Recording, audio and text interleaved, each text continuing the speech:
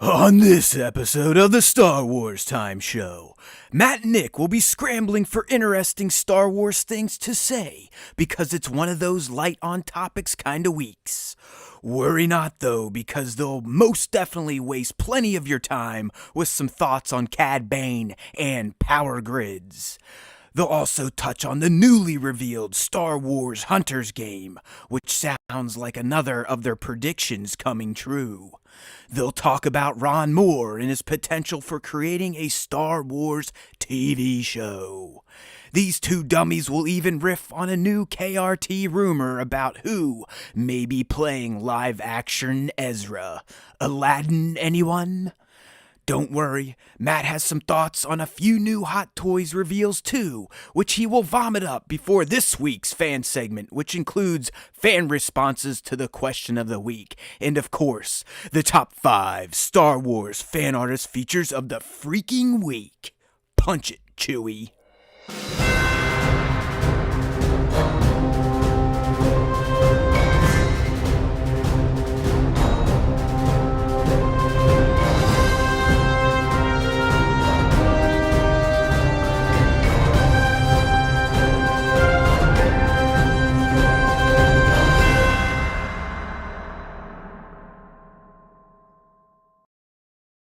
Hey, now everybody, and by everybody, I mean Big Amish and Bat 2797. What's up, Bat?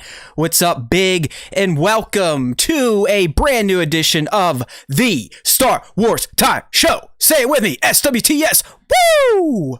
This is a milestone. 150, episode 150 of the official Star Wars Time Show. And Nick, I thank you for cutting in, because we've talked about in the past where my diarrhea of the mouth when we start a new episode sometimes makes my post-editing much more difficult, because I got to find like the little block where Nick comes back in and he's actually talking. It's just not my waveforms nonstop. So. Yeah.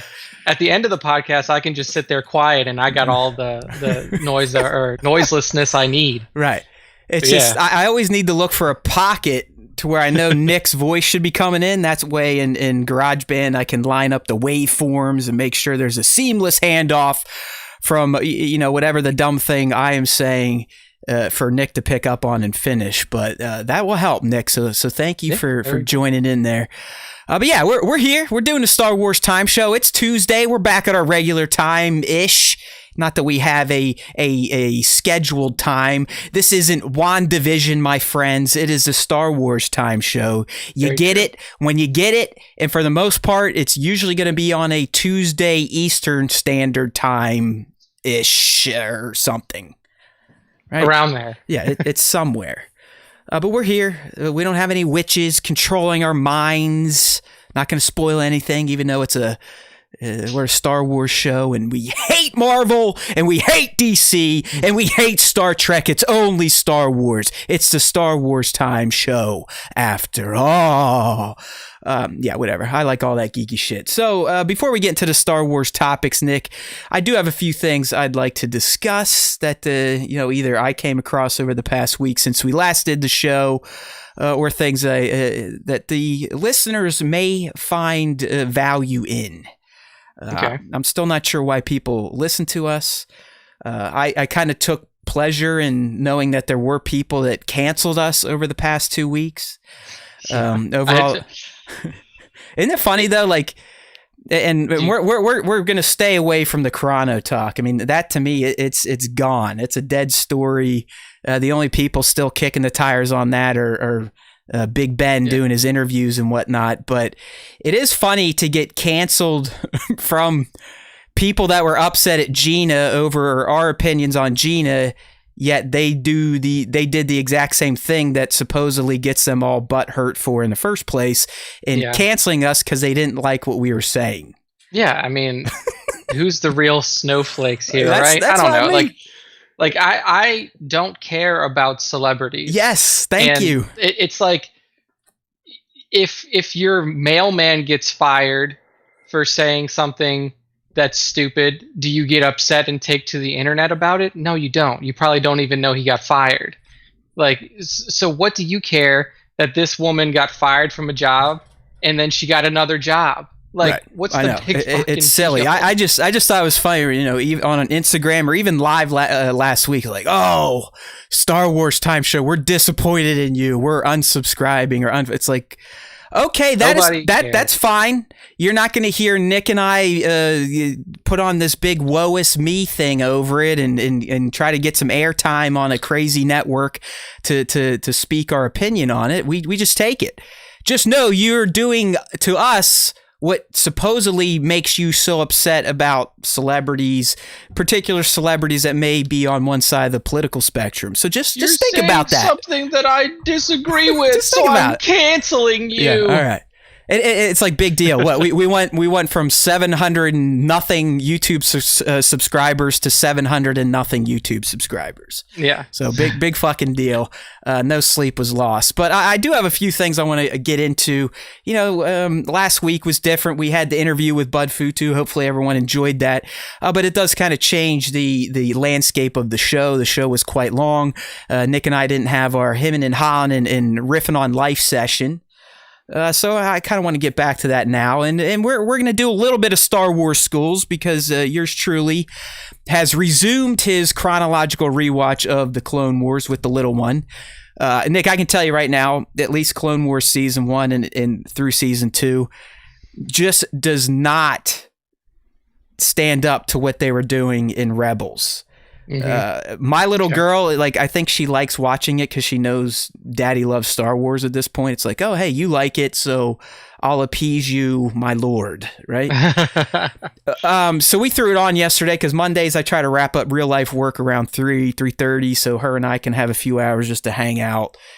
And we threw it on. We were watching kind of the tail end of season 1-ish because remember, I'm doing chronological and it is pretty fucked up. I mean, to start the show, I believe you start with a season 2 episode, then you go into some season 3 episodes, then you watch the movie, then you get into season 1, so on and so forth. But the interest level on the little girl are about none. And by that, I can tell because when we're watching Clone Wars, she's bouncing around the room. She's jumping on the couch. You can just tell that there is not much engagement between her mind and what is going on in the Clone Wars episodes. And as Bat's saying in the chat, it really is. Because if you even look back at season 1, visually, it's like, my God, what era is this from? Is this like the early 2000s? Is this 1990s?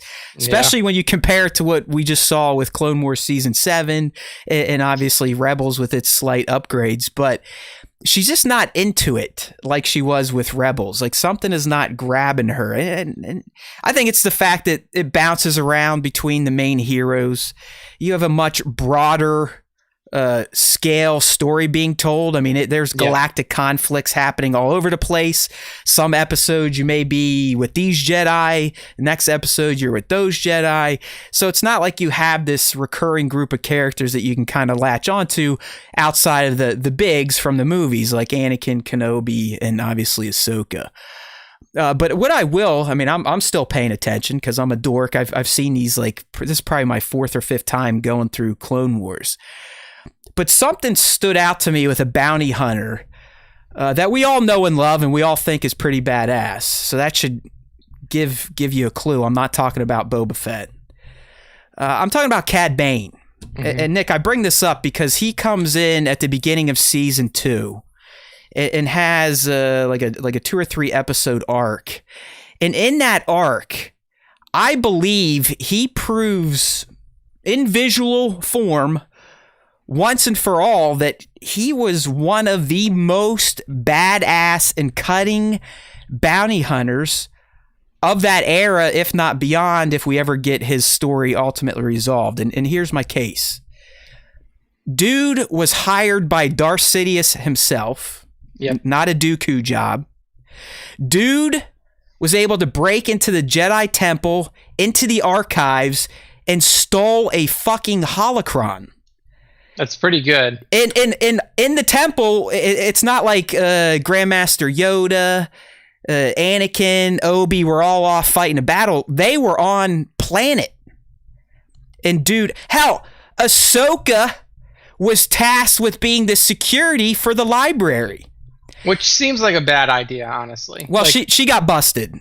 She wasn't listening to orders on the battlefield, just like her master. But she literally would not retreat when both Obi-Wan and Anakin were like, yo, what the fuck, let's go. And they had to land in front of an advancing battle droid army and essentially save her ass before her division got blown up. So she was basically doing penalty time, killing some penalty minutes in the box, hanging out with Joe Castanew. But either way, just think about that. Cad Bane, a bounty hunter with no force ability, was able to infiltrate the temple, infiltrate the archives, and lift a holocron. Like, take it and actually get away. Like, got off planet. From there, Nick, he manages to capture a Rhodian Jedi and kill him by torturing him. All right? Then, when Mr. Superhero Jedi is like, hey, I'll fix everything, and we all know who I'm talking about, right? That was Anakin's mantra during the Clone Wars, and for good reasons. I mean, he was a badass and very cunning warrior. But he devises a plan. He's like, all right, we got to go save the Jedi. We got to get the holocron back. We got to get the Mind Stone or a Jedi Mind Gem or whatever the fuck they're talking about. So they're like, whatever. Yularn's like, I don't like your tactics. You're a cocky asshole, but whatever. You're Skywalker, and I pretty much have to do whatever you tell me to. So to make a long story short, Nick, they infiltrate a Separatist Star Destroyer. And Cad essentially sets up both Anakin and Ahsoka to get what he wants by capturing Ahsoka and separating her from Anakin, and then forcing Anakin to use the Force to manipulate the holocron to do what he wanted in the first place. I found that to be quite impressive, and it's not done yet. Not only did he dupe the greatest Jedi supposedly of all time, or at least the Clone Wars era, but he managed to escape on Anakin's shuttle, dressed as a clone trooper. And Anakin even said, Cad should be dead, but I'm still kind of sensing him, as Cad is standing behind him. Yet they land on their Star Destroyer, and you see Cad kind of get away, and we know he lives to fight another day. So I just found that overly impressive evidence for Cad Bane at that time for probably being the most badass Star Wars bounty hunter. Case closed. Yeah, at that time, I think that it's hard to pick out anybody who would be more, I guess you would say, more cunning and more intelligent. I mean, there were bounty hunters that were probably more brutal. Oh, of course, you had like Bosk, and then you had Dengar, Dengar and stuff like that, who were more known for their brute strength, at least in Bosk's case, and in their brutality. But that's kind of what separated Cad Bane from the others, is his intelligence. And yeah, I feel like he definitely was helped by some blunders by Jedi, like how stupid of it was Anakin to say, like, oh man, I can sense him, but I guess the Force is just off. Yeah, like, right. I know. When's the last time that you saw like a Jedi say, like, hey, I can sense something here and not take it seriously? I know. Like, there's a little bit of questionable activity by the Jedi there, and then having a brand, I don't even want to call it brand new, but having a relatively green Padawan in charge of guarding the library. And I know that it's kind of a shit job, and it's not something, clearly it wasn't something that they took seriously, and maybe they should have. But she wasn't up to the task of. Well, yeah, I mean, again, like I said, it was punishment, so she was kind of feeling sorry for herself. And I will say, Cad used, I forget the type of alien that Zam Wessel was, but he used the same type of alien. So she shifted herself into an appearance of a Jedi to kind of help Cad pull off the heist. But he still pulled it off. He captured and killed a Jedi by himself. And he duped General Skywalker into doing what he wanted in the first place. And if it wasn't for General Skywalker, Ahsoka would have also been dead, because he basically tries to flush around an airlock. I don't know. And the reason I'm talking about this is because I think Cad in the Clone Wars was being positioned as the Primus, the king of bounty hunters, because we know that Dave had in his mind, hell, fucking scripted out in very, I mean, we're talking previs level a type of work done on this encounter between who ultimately rises to become one of the most infamous bounty hunters in Boba Fett. So I almost feel like Dave was positioning Cad to kind of be the king that Boba Fett was aiming to knock off of the hill, if that makes sense. Yeah. Just to cement Fett's legend and give him some more beef, some more credence to his stories.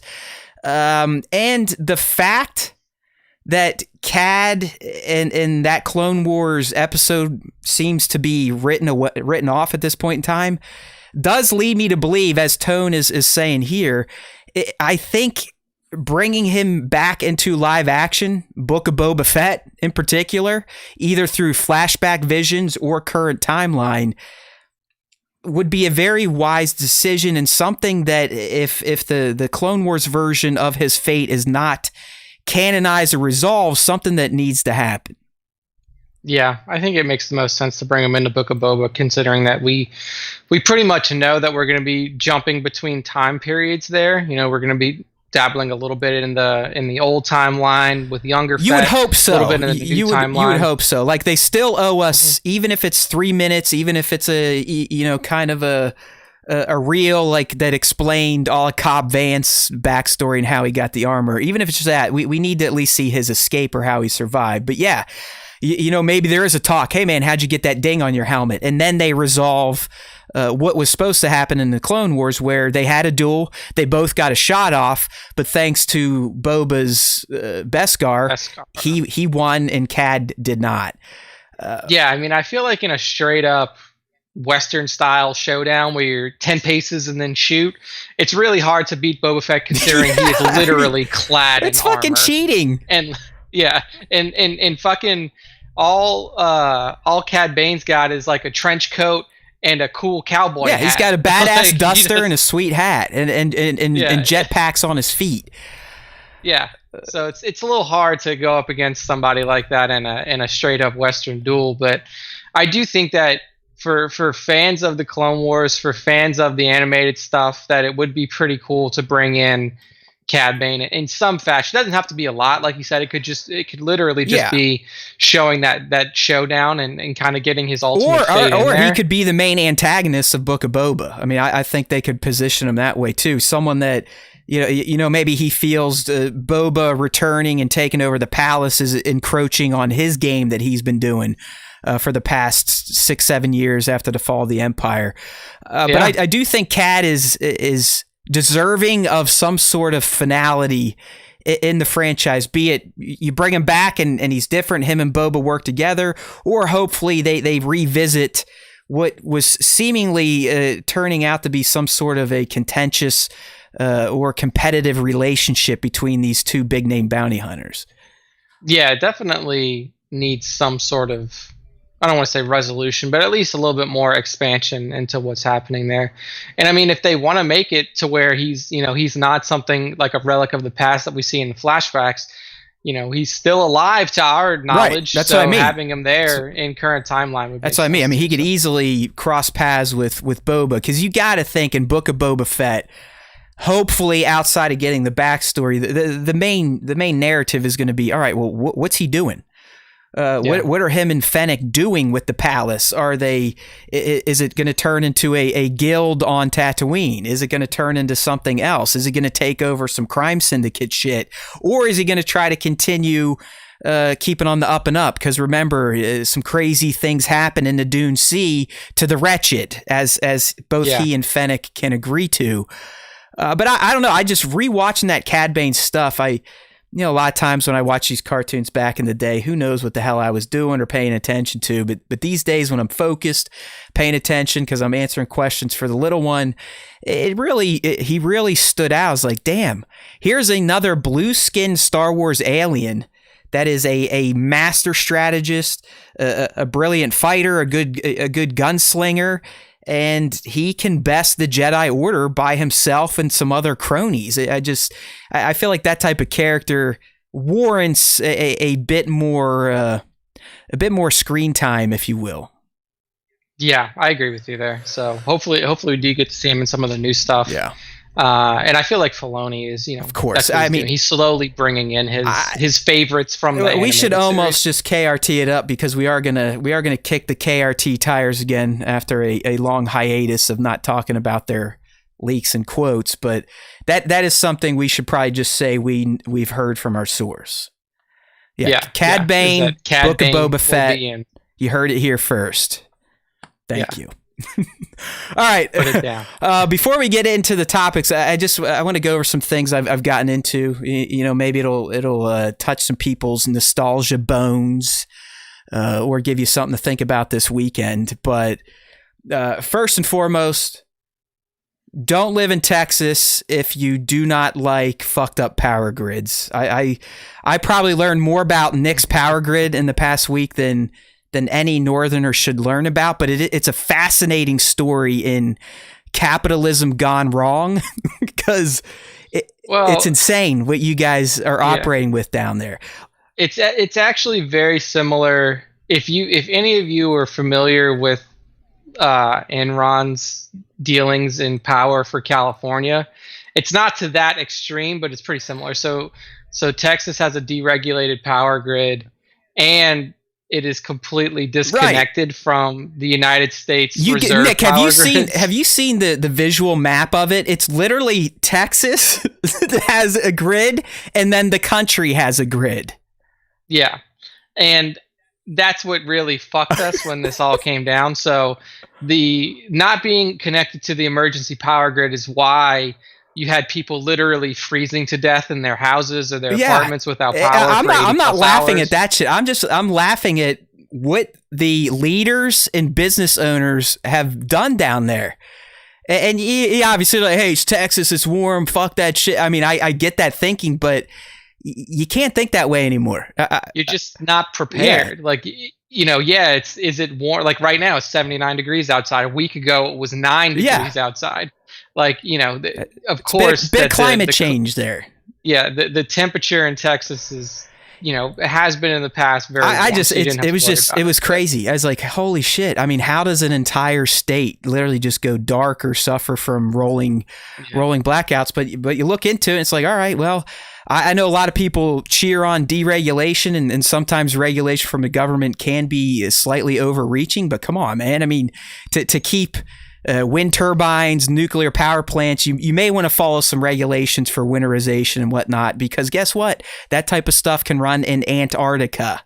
All right. So. Yeah. So it was just suffice it to say that last week was not fun. What else was nuts that I didn't know? But the co-op system. So if you're not familiar with this, people down there's certain energy companies you can go through that offer a co-op system, which, if it's normal weather in Texas, actually benefits the consumer, because you're typically going to be paying less than a fixed rate consumer. But last week, because these companies, again, there's no regulations, they can do whatever the fuck they want, because the price of energy skyrocketed because they didn't have any, there were some customers getting charged upwards of $17,000 for 5 days of electricity. Yeah. And it's so I'm on a co-op, but we've already confirmed that they're not going to fuck you. That they're not going to do. But that. So that's the government coming in telling the business what they can do. What the fuck, dude? It was crazy. I mean, we were lucky enough because we were on the co-op's power. We didn't lose power except for very short amount of time. Do you think that's because you're in a brand new neighborhood, or you just hooked into a better grid, or you just lucked out? So it was a couple things. So our grid is connected to emergency power systems. So we're on the same power grid as the airport in Texas and the fire department. So if anything was not going to go down, it was that. It was ours. And so the government instituted rolling blackouts due to the increase in power pricing. But that was only for state-run organizations or city-run, like government-run organizations, state government-run organizations like City of Austin Power. So we weren't on City of Austin Power. Everybody that you read about in Austin that was losing power for 80, 90 hours, was on City of Austin Power. Since we were on the co-op, we only lost power for like an hour, and it was in the middle of the night when we were asleep, so it really didn't make a difference that much. But yeah, it was crazy. It's like even up third until, world country shit, man. I mean, Yeah. a week, people literally dying, freezing to death in the South in their homes, or gassing themselves out. They're so desperate, they're like fucking lighting charcoal in their homes. Yeah, they were people that literally would go in their cars. They couldn't open their garage doors, either because they were frozen shut or they didn't have electricity to open it through the garage door opener. They would turn on their cars and they would die from carbon monoxide poisoning. It was bad all around. I mean, even up until yesterday, we were still under a boil water advisory because our water treatment plant lost power during the entire thing, and then because they were telling everybody to drip their faucets because of the cold weather, water consumption went up by 250%. So all of our water pressure in the entire city. A cascade of calamity, essentially, what would happen down there. So we're glad Nick's all right. I tried to check on him throughout the week to make sure he did not freeze to death. I mean, there's people like that. We just didn't have, our big problem is we didn't have food. Got you. And there was no way to get it. So we were literally rationing food.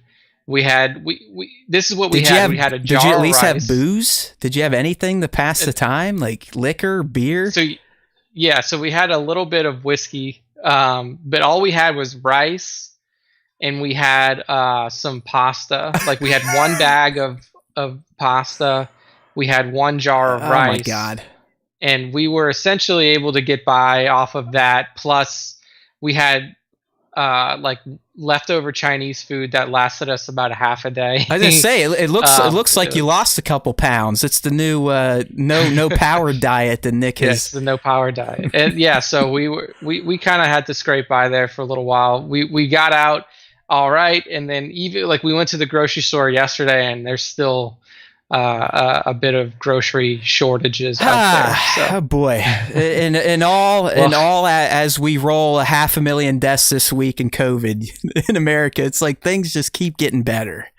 I will tell you that 2021 is not looking like it's going to be much better. Good. I'm glad you're finally on my pessimistic bandwagon.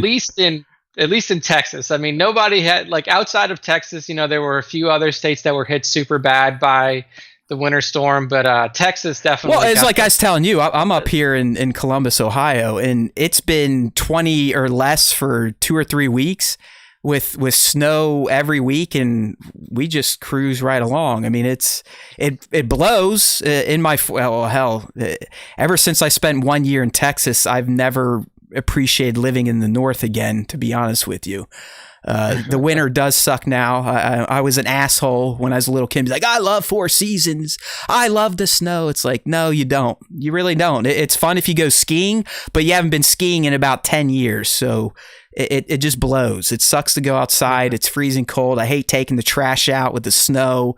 It sucks, but we're used to it. All right. Well, Nick's here. As he said, they're back up to 79 because it's normal for a part of the world to be 9 degrees one day and then 80 the next. But I'm not a scientist, so I'm not going to comment on any of that shit. The only other thing I want to bring up, and I don't even know, Nick, if you would get into these movies because they're before your time. But I've been having a big nostalgia kick, and I think it's tied to the composers of these films and the themes. And I was thinking about it, like, Nick, have we had a movie in recent memory where you can identify it by its themes just as strong as you could identify a Star Wars movie, a Star Wars moment? You know what I mean? It just doesn't seem movies get made to where the score or the main theme is revered just as much as the movie itself. To me, the only one in recent history that had that was the Avengers. Okay, I was going to say, and it's really only the reel they play before, like the dun dun dun dun dun dun dun dun, like before you go watch WandaVision. I actually have it as my ringtone on my phone. I don't think it's that one. I don't know. I know what you mean though, but dun, dun, dun, dun, listen to this. Yeah, that's the now one. We're doing choir practice. Me, me. But Do, re, mi. that's the only one. like they. I'm trying. I know what you're talking about, but you're making my point. And what I'm getting at is movies when I was a little kid. I think the reason I've been revisiting some of them, and I'll tell you the films I'm talking about, is because of the score, just like Star Wars. If Star Wars didn't have John Williams, I'd argue it probably would have stopped at Star Wars 1, 2, maybe 3. His music, his compositions elevate the content to godlike levels. I think what happened with scores here is that, like, if you look at what Nolan did with scores, like, everybody was like, oh man, the score to Batman was so cool, but it was literally just low, grumbly tones. It's not actual music. I mean, I don't mind Hans Zimmer. I mean, I think Hans Zimmer can make memorable, like the Inception, that, but it's back to what you're saying. It's a it's not really like, it's not a score. It is like Star Wars is a score. The Avengers theme is a score.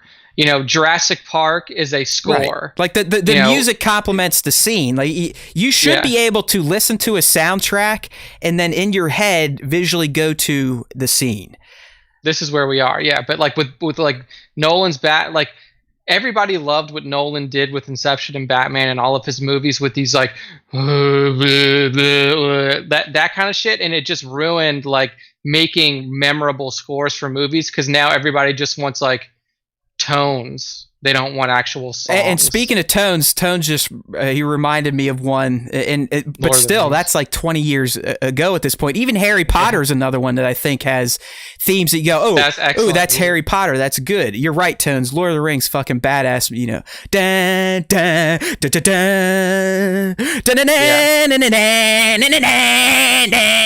dun. You guys should see what I look like right now if you're on the audio only version. Watch the YouTube version. But anyways, just kind of bring this full circle and we'll get into the topics. I've been on a Star Trek kick with the TV shows. I think they're excellent. I think Discovery's fucking badass. I think Picard's really well done. And I've always enjoyed Star Trek. It's always been the redheaded stepchild to Star Wars for me, but I'm not a Star Wars fan that's like, Star Trek nerds, you're dorky. No, I appreciate both franchises, but I've started going back and rewatching the old films. I can't. Star Trek, the motion picture, don't even mess with it. It's not good. I've never liked it, never will. I don't even care about it. But I went right into Wrath of Khan. And as soon as I fired it up, I was like, fuck, that's why I like these movies as a kid. It's got a very identifiable theme. That Star Trek movie theme is fucking excellent. And it's the same thing throughout the entire movie. The entire score complements the action well and everything. And it just, I haven't watched Wrath of Khan in probably 20 years. Yeah, I think I've only ever seen Wrath of Khan once, and it was like a very long time ago, probably when I was like 15. Yeah, years old. I've watched these since I was a little kid. I mean, again, my dad wasn't as hardcore on Star Trek as Star Wars, but he definitely was someone that was into geekier shit, clearly, because that's what I was consuming. But I remember watching the Star Trek movies when I was little, and obviously not enjoying them as much as Star Wars because they are very much different. They're very science oriented. Goody two shoes, this, that, and the other thing. But watching Wrath of Khan, not only the video, and the reason I'm watching all these, they're on Amazon Prime right now. Basically, the entire Star Trek 1 through 10 movies are on Amazon Prime. But they're actually they're up-resed. They don't look like shit. I mean, they look like a movie made at the end of the 70s and released in the 80s. You can't get past that. But the presentation. Yeah. For the 21st century is pretty nice. And I've actually, I don't know if it's older or I'm paying attention now, but I think I appreciate the Star Trek movies even more because unlike Star Wars, as I said, I don't think they're not perfectly suited for young kids. Yeah. But as an adult watching it again for the first time, like I said, 20 years, I was like, damn, these Star Trek movies are pretty good. They were tying in shit that they were doing in the Star Trek original series and bringing it back all these years later in Khan, and then the search for Spock. You had all that cool shit with the Klingons. So what I'm trying to say here is, if you haven't watched the old Star Trek movies in a bit, and you used to be a fan, check them out on Amazon Prime. I think the HD upgrades do them a lot of justice. And again, it's the music. I think it's the music, just like these other films we've talked about. Tones also threw up Gladiator and Braveheart. I agree.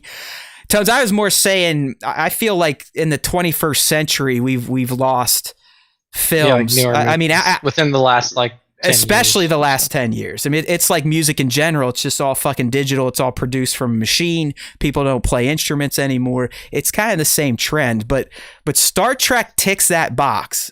Great music, good sci-fi, good acting. You gotta love Takei. I love Takei, but I also, Shatner, Nimoy. They're just good films. And I'll wrap with the last one I got nostalgic about, and there's a reason for it. I got a Mezco Toys delivery notice for my 1978 Christopher Reeves Superman doll. And over the weekend, I'm like, you know what? It's also been far too long since I've watched the original Superman movie with Christopher Reeves, Gene Hackman, and I threw it on. And again, our boy Williams, right from the get-go, just hits you in the nostalgic balls with that dun dun dun dun dun dun dun dun. And it's very similar to my Star Wars stuff. It's Pavlovian or whatever the fuck it Pavlovian. Pavlovian. Got it. Pavlovian. It's like Sesame Street, right? Hot. Anyways, that Superman theme almost had me in a ball because it's been so long. It takes me back to my childhood. I don't know if it's father stuff, and those are like things that I used to identify with him that we used to do, and I used to feel like he liked hanging out with me when we would watch these movies. Or I don't even think he watched them with me. He'd just turn them on and walk away, probably have a drink, come back, and be like, "Oh yeah, did you like that?" And it's like, "Yeah, because you do. I'm supposed to, right?" Similar to what I'm doing to my own kid right now. But at 40, just hearing the Star Trek theme song, hearing that Superman theme song, woo! I let's just say I updated my feels playlist on Spotify. Yeah, I also think that, like, you mentioned John Williams with Superman. The guy's got to go down as the best composer of all time. There is he's like 1A, 1B, 1C, 1D, 1E. And then you maybe bring in Howard Shore from The Lord of the Rings. Yeah. And that's about it. I mean, Hans Zimmer, he's had some memorable themes, but John Williams, let's be real. He's got the Superman, he's got Close Encounters, I believe he's got E.T., he's got Jurassic Indiana Park. Jones, Jurassic Park, Star Wars, Jaws. It's like, Jesus Christ. And this all goes back to my point. Williams and his music just elevated these films to, in my case, levels of nostalgia that get me a little teary-eyed when I hear him again, and I think that's a sign of a great artist. Every time I watch Jurassic Park, it's like I don't get choked up at many movies. Like, it's mostly just Star Wars and some other. Every time in Jurassic Park, in the beginning of the movie, they're going down.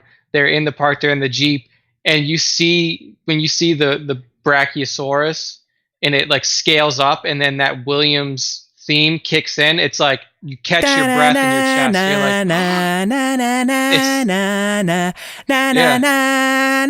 chest. See, I can't remember a fucking lyric to save my life. I can't.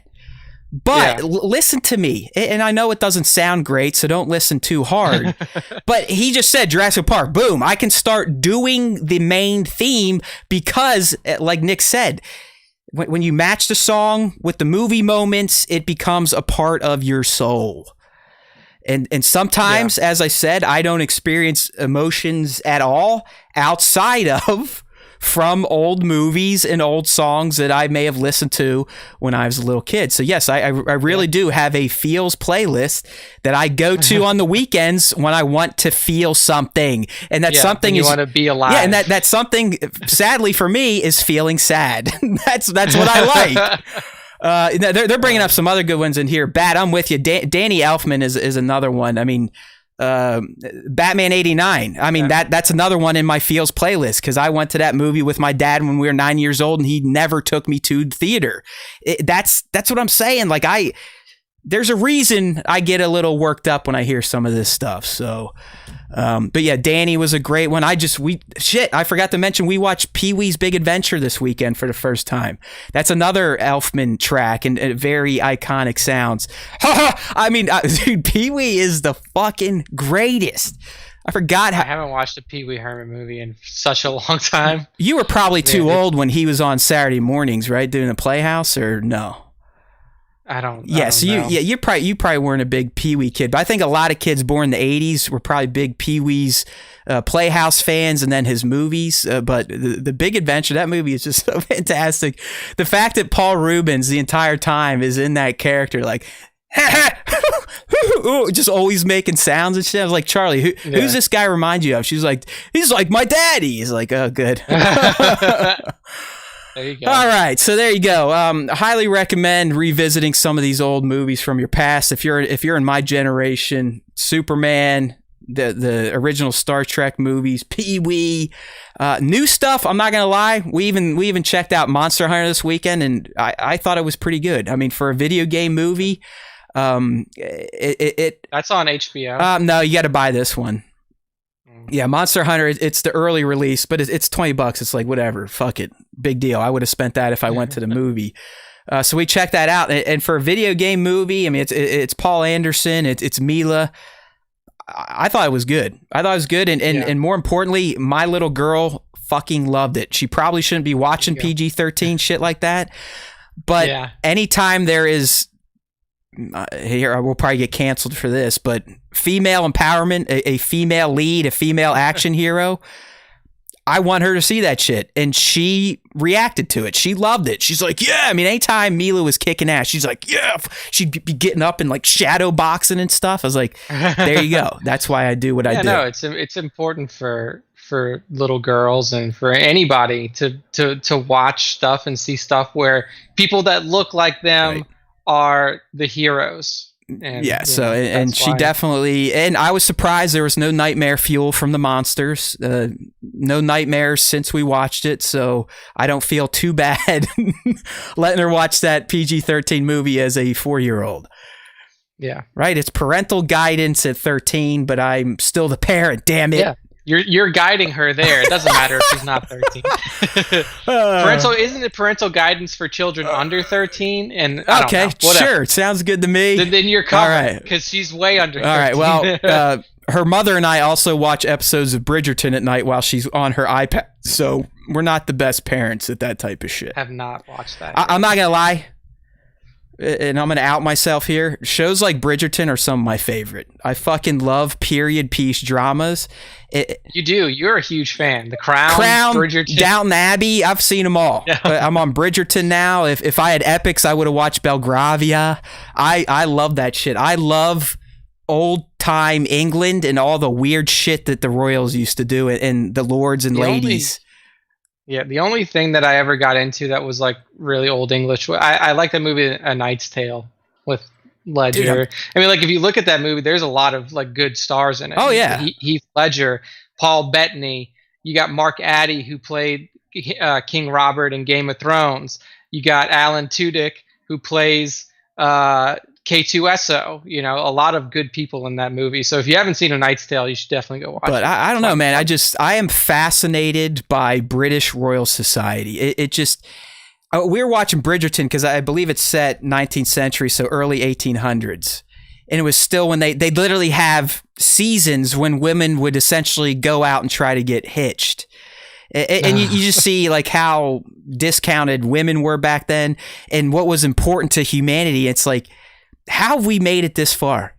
I mean, just as recent as the 1800s, life was all about going out and being seen in society and doing the right thing, doing the little dances, signing their dance cards, not touching them, or, you would possibly encounter shame. You couldn't kiss them. It's just like the shit that humans used to do, especially in the royal societies. It's like, how are we still here?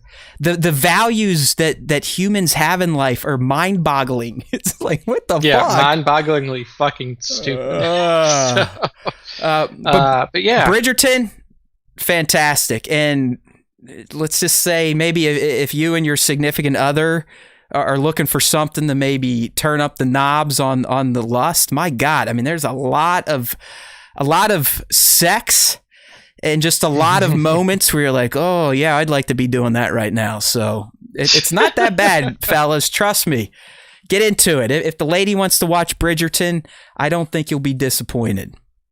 Taylor has shown negative interest. In fact, she's like, I don't know why people watch this. I mean, I'm not gonna lie, I do love the drama too, Nick. I love the period setting and all the weird lords and ladies shit, but the drama, like, oh, is he gonna love her? Is she gonna love him? Oh no, they just said that. Please get back together. I get wrapped up in all that shit. So as big of a dope caveman as I may come off with my Star Wars time show opinions, I like the romantic dramas every now and then.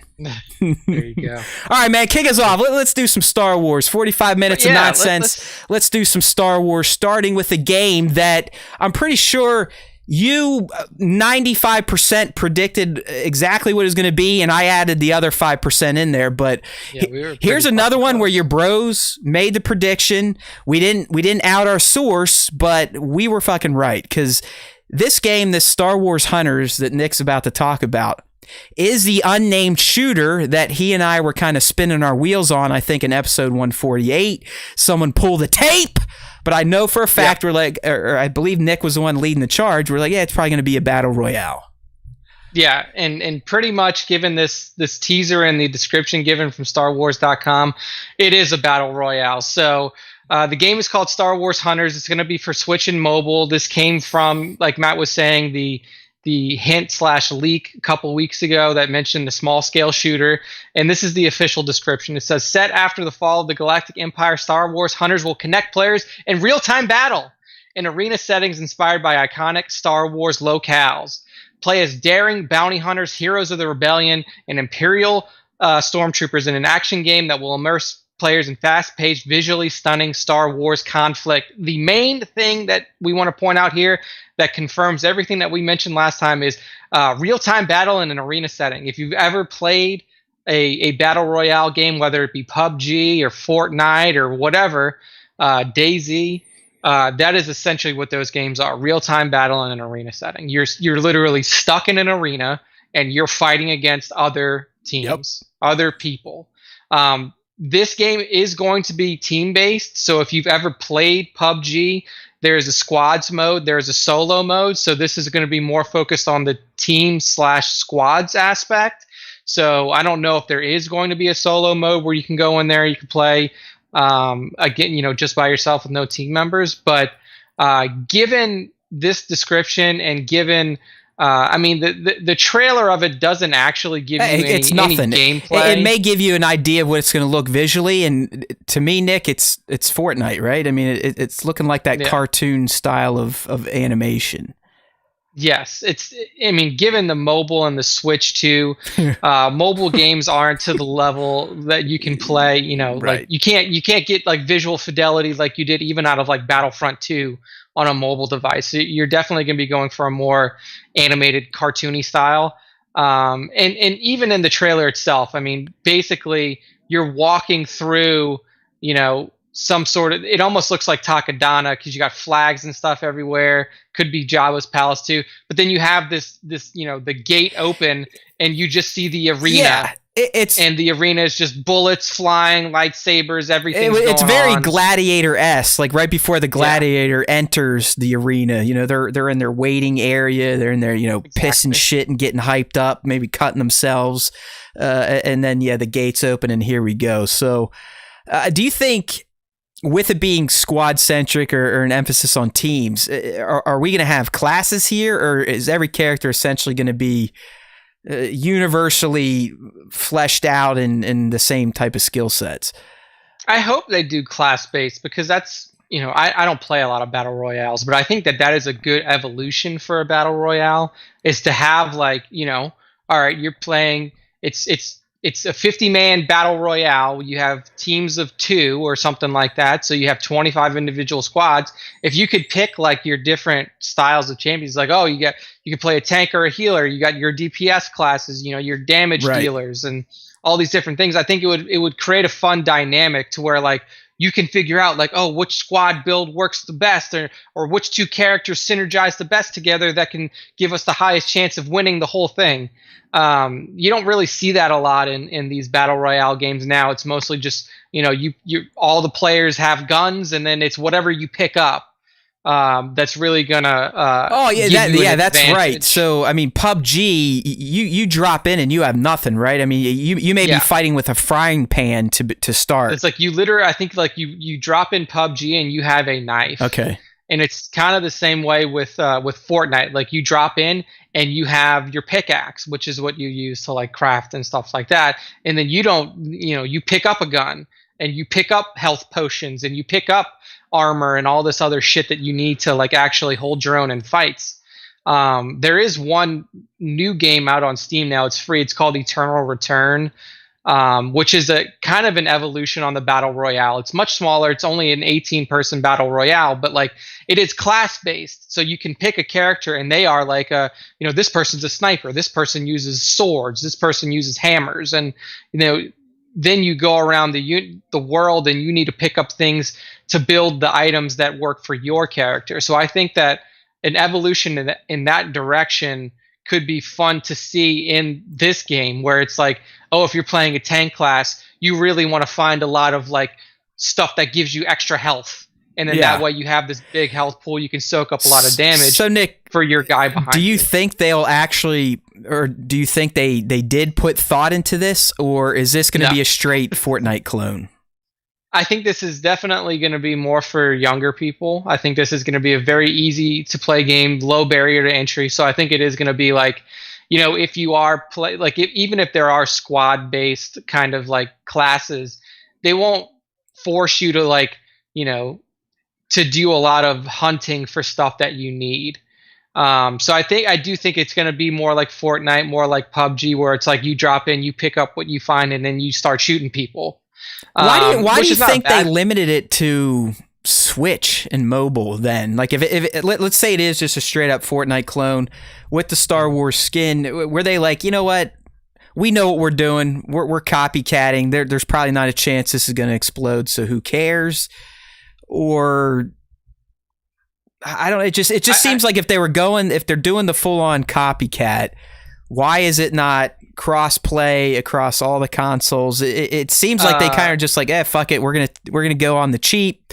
We're only developing because of the developer. It's Zynga, yeah. I mean, it's Zynga. So I don't know if Zynga's ever done a first party build of a PS, like a PS5, Xbox, PC game. Like they are a mobile first. So do you developer. think they developed this for mobile and they're porting the Switch, or is it vice versa? Yeah. It's definitely a Switch port, I would imagine. Okay. It's not going to be like this is, and I think that it's easier to do that with the Switch because their development environment is more friendly for like mobile ports. So I think this was definitely a mobile game, and then they're like, well, we can easily make it Switch playable, so let's kick that up as well. I mean, it's interesting. It'll probably be free to play. Right. I don't know if that's confirmed yet or not. I believe that it is. It is free to download on Nintendo Switch App Store and Google Play later this year. So you're going to get it in 2021. No hard date yet. With an announcement this early in the year, I would probably expect to see it sometime late summer. Yeah. So maybe like August, September. This is probably the first salvo, and then when we get to the video game season, announcement season, which, well, in the old days, usually would kick off towards the end of March with GDC and really just kind of carry all the way through E3 in June. And then you'd have with the Gamescom over in Germany, and then you end with TGS, Tokyo Game Show. But yeah, I think Nick's right. I think we'll get maybe a little more sprinkled on this later this spring, hopefully with a release at the end of the summer. And of course, it's F2P. I'm going to download it. I still have never understood those people out there, and a lot of them are Star Wars fans, which shouldn't surprise me, but they're like, oh, what the fuck, another free-to-play mobile game, you suck dick, blah. It's like, okay, I get it. I want a nice, shiny, big boy, big girl game too, but yeah, is a free-to-play game really that offensive to people? I mean, if you don't like it, I'm not going to shut it. You just fucking delete it if you don't like it. I've never got the hate over free-to-play. It's like... Yeah, and look, what I like about this is it's Switch too. So like if Matt and I want to download it for free on Switch, I don't have to sit there and stare at my 8-inch phone screen. Right. We could play it on our big TVs.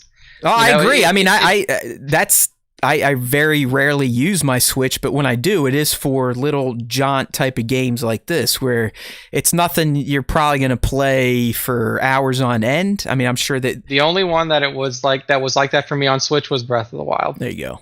Yeah, that was a real game. I still, what we're almost 2 years since Nick and I were talking about this.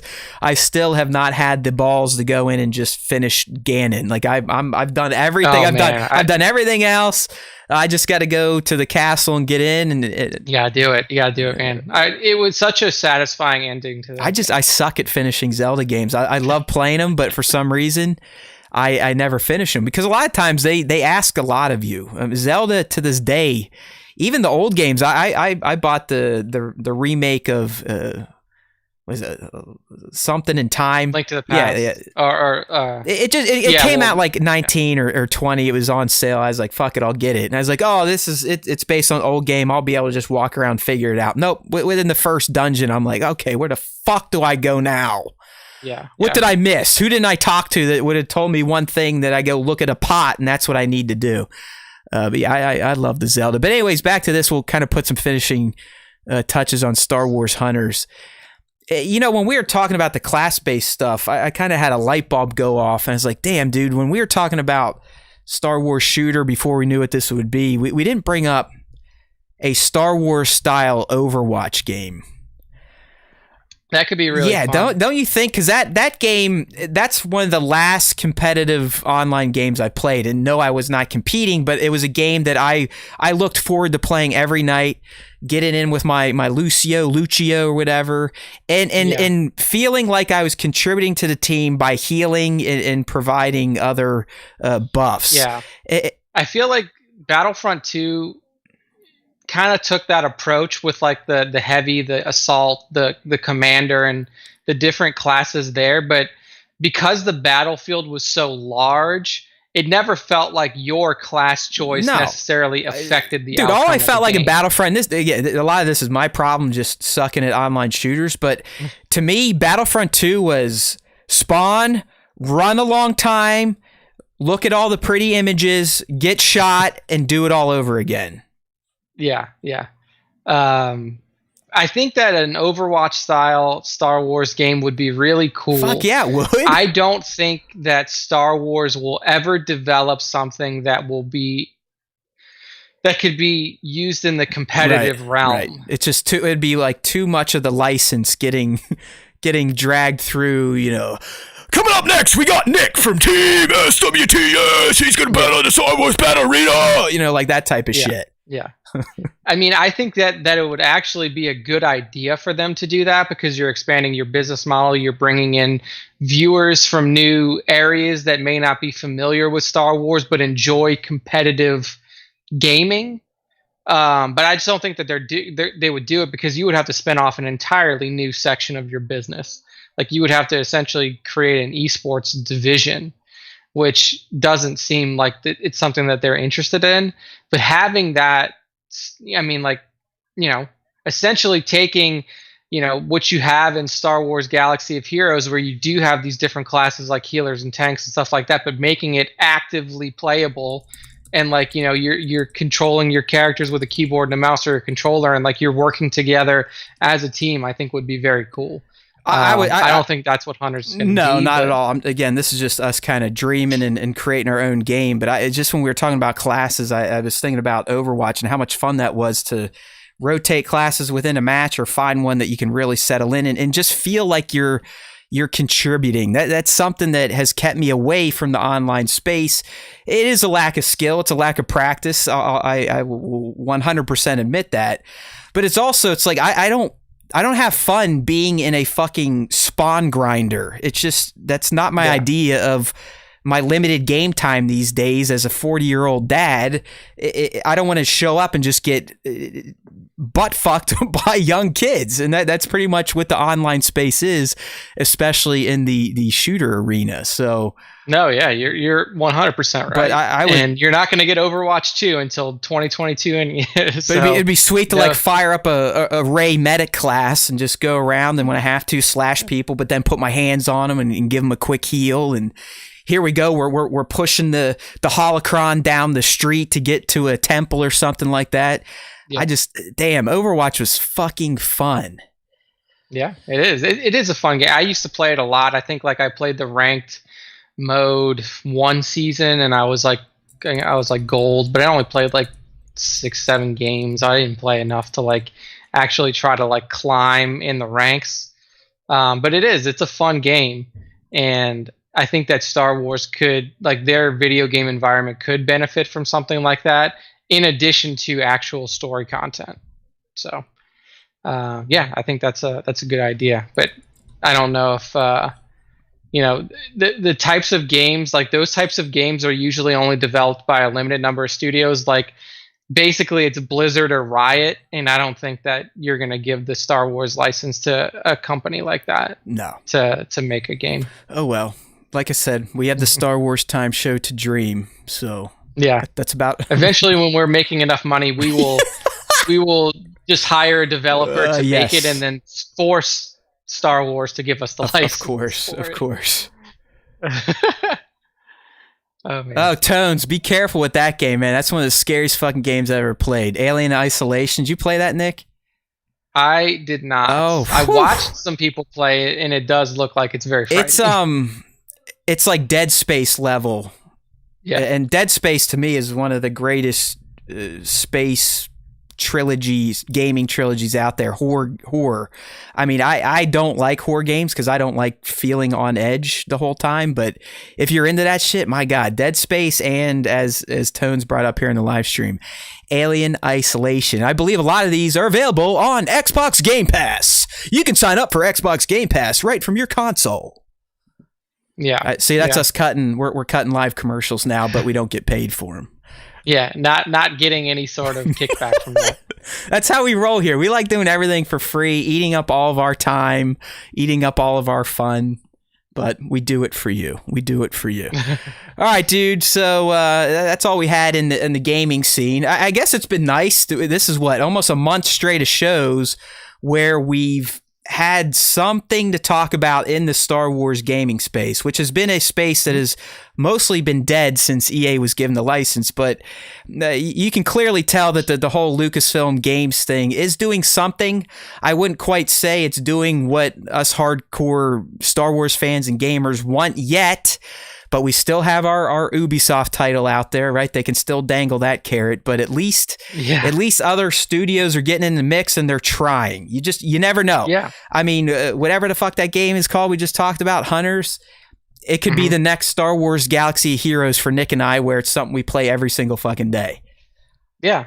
Where it's just, you boot it up on mobile, you play a couple of arena rounds, and then that's, Speaking of Swago, I don't know if he's scouting, but the intern asked if you were still playing. So, I mean, I am, but like I haven't. Been playing. Typically when he starts asking that means he's going out and looking for new recruits for Wookiees Always Win. That's our guild. Yeah. I mean, I do play, but like I'm so behind in like the meta grind that like I'm not even close to like I'm not even close to gas. I'm not even close to like I guess I'm getting closer to JKL, but it's just like I got to a point to where it's just like all I have to do now is grind, and like there's nothing that's even really close. That it's just like, I just do you're my in that no man's land. Now I'm still I'm definitely not as intense as Kung Fu. I mean, these guys, my God, excuse me, I gotta quit eating before I come on here.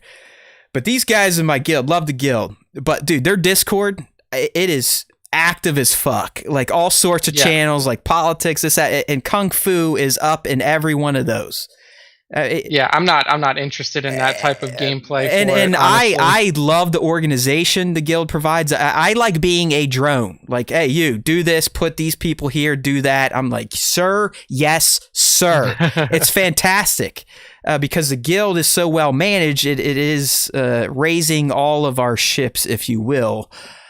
So I'm all about it. But no, I may have my first Galactic Legend, my friend, by this summer, and that's huge for a free player like myself, especially a player that played like an asshole for the first 3 years of the game. So I'm getting there.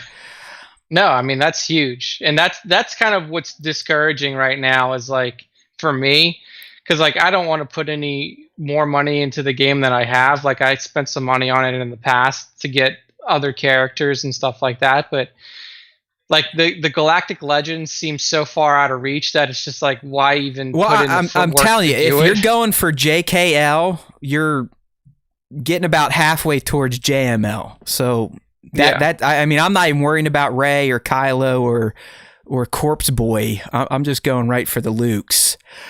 Yeah, and that's kind of the one that I'm getting the closest to, at least in terms of like I don't even have all of the characters 7-starred. That's the problem. Is like, come on, Nick. I'm still farming shards for some of these characters, and when you're still doing that, and you have to have everything Relic 5, you might as well just like it's a long haul. Put yourself, I'll have JKL in 5 years or whatever. It's just it's one of those things where it gets super discouraging to even try to do it. So it's just like I got kicked out of the guild that I was in before because I just wasn't playing. It's just like it's so in the back of my mind now that like I don't. All right, well there you go, intern. There's your answer. Do not recruit Nick. He does not want to play. I'm not interested. He does not want to play. He's too good for Wookiees always win.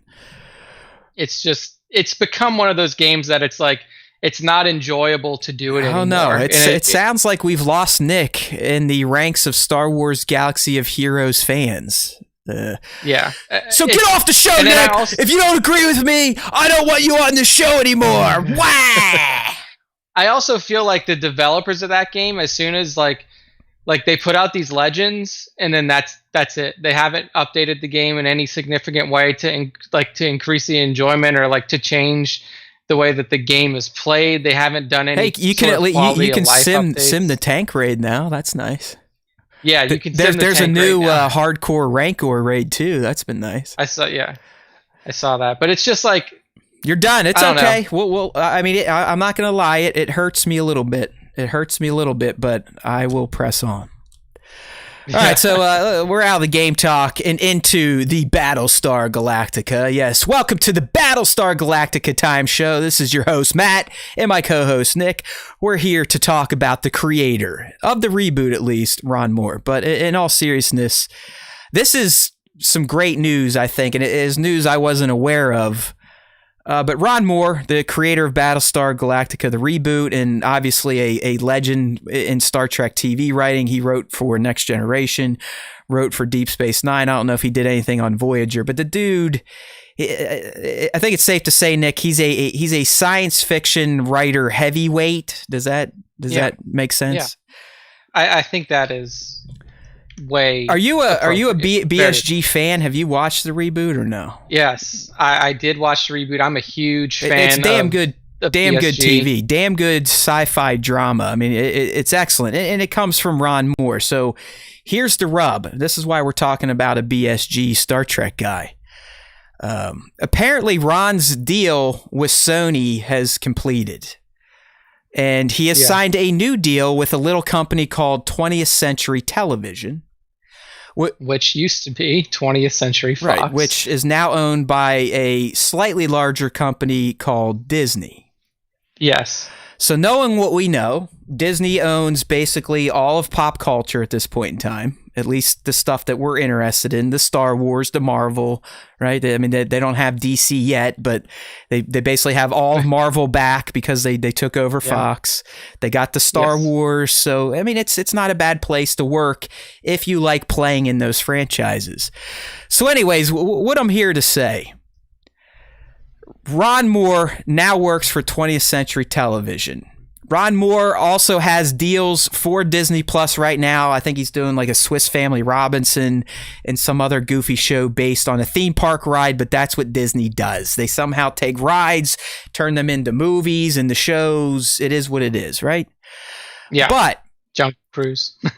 Ron Moore is a huge Star Wars fan. And I'd argue he's a bigger Star Wars fan than Star Trek fan. I'm not kidding. Go read the full article we're about to talk about. I pulled some choice quotes. But within the article, he's like, nah, I'm over Star Trek. It's like that world is so defined. There's so many franchises, so many years of television episodes that its canon is ridiculously big. Even after Abrams blew it up, it's still massive. And he's like, to me, Star Wars is still a very closed franchise. I mean, yeah, I mean, now it is, yeah. I mean, it's getting more open thanks to Favreau and Disney Plus, but for the most part, Star Wars has been the Skywalkers. In some form or fashion, it was always the Skywalkers. But thanks to the Mando and the success that has had, taking a no-namer and making him an iconic Star Wars character in 2 years or less, there's potential to start telling more stories that don't deal with the Skywalkers directly. Yeah. And that gets someone like Ron excited. So here's the interesting stuff that us Star Wars fans should take heed of. First and foremost, Ron has already written for Star Wars TV shows. He was hired by George himself to work on the Underworld franchise. And he actually says in his quote here, so, I mean, this is an interview from THR, so it's legit. But they're asking him like, hey, Ron, hey, you're at Disney now, man. What's that like? We know you love Star Wars. You were writing Underworld for the Maker. I bet you've already ran in there and started pitching your ass off, right? And this is what he says. He's like, hey, it's always something that's on my mind, but clearly they have their Star Wars plate full at the moment. 10 shows, right, Nick? Yeah, lots of shows. I'm not sure this is the moment that you go in and pitch a new Star Wars series over there. I would love to do something in that franchise. It was fun to go work on the abortive live action show that I did way back when. I got a tremendous amount of thrill of writing lines for Darth Vader. Just think about that! Darth Vader had speaking lines in Underworld, and we did not get to see it. I digress. So anyways, he Moore was writing for our favorite character, my favorite character at one point in time. But anyways, lines for Darth Vader in one episode, and it would be fun to do that again. Here is our Vader series guy. We've got him. Take it to the bank. Take it to the bank. You've heard it here first from our sources. We just don't reveal them. But then he wraps up. It's just not the first piece of development I'm doing over there, but hopefully I'll be allowed to do that at some point. So what? I wonder what else he's working on. I told you, now. He literally is doing a Swiss Family Robinson show reboot and a series on one of the rides there. If I was a better reporter, I would have went out and actually got those for you, Nick. I think they're even in this article, but I suck. I zero in on the Star Wars talk and block all the rest of the shit out. But he literally has to get through, I think, 2 or 3 shows before he could even, like he said, start making his pitch. But he's right. At this point in time, there probably isn't a good pitch to be had. I mean, they've got 10, maybe 11 shows in the pipeline. Some actively being shot right now. We learned this week. I didn't post it because it was. Sometimes I feel like sites that post certain Star Wars news updates, it's like, really, that slow of a day? Just don't fucking post something. But they're like, oh yeah, we heard Tamara Morrison say that they're still shooting Book of Boba. It's like, yeah, no shit. Yeah, of course they're still Jon shooting. Favreau said that at the end of December. Duh. But anyways, I think this is going to be a done deal. Ron Moore, before his 20th century television deal is done, will be doing something Star Wars. And that excites me just based on his pedigree and his past, in particular the show he was fully in charge of, Battlestar Galactica. Yeah, I mean, it would almost be negligent if they didn't have him do Star Wars. Like, if they had Ron Moore on their payroll and he was writing shows for them and they didn't say, like, hey, Ron, yeah, I think you would be a good person to write some Star Wars material, then somebody over there should be fired. Yeah. Like, this guy is... It's a no-brainer. I mean, like I said, he's been writing sci-fi for 20 plus years, hell, 30 years. I mean, shit, I forget that Next Generation kicked off when I was in high school, like the early mid 90s. And then, like I said, he ran BSG. He's doing Outlander. I mean, the guy is a pimp when it comes to not real stuff, which I would assume a lot of you Star Wars fans prefer over real stuff, like myself. Who wants to go see real shit? I'll save that for Netflix and the Bridgertons and all that stuff. I don't want to see too much real life, especially modern life. I hate movies about current real life shit. They depress me.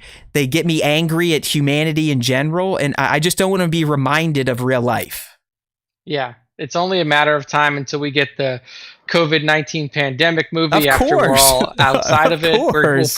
We'll get a Texas winter storm movie. Bro, they're working on a Stonks movie for the whole GameStop saga. You're not fucking around. You're not that far off. That's just where we're at.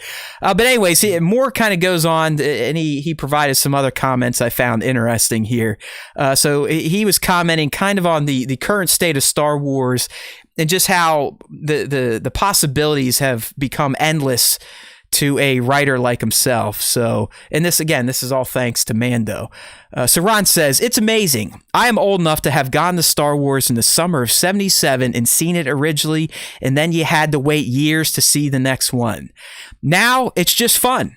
I used to read the novelizations and the comic books in between movies, and you saw what a rich universe it was and how many stories you could tell in so many different ways. So he is an EU asshole like the rest of you.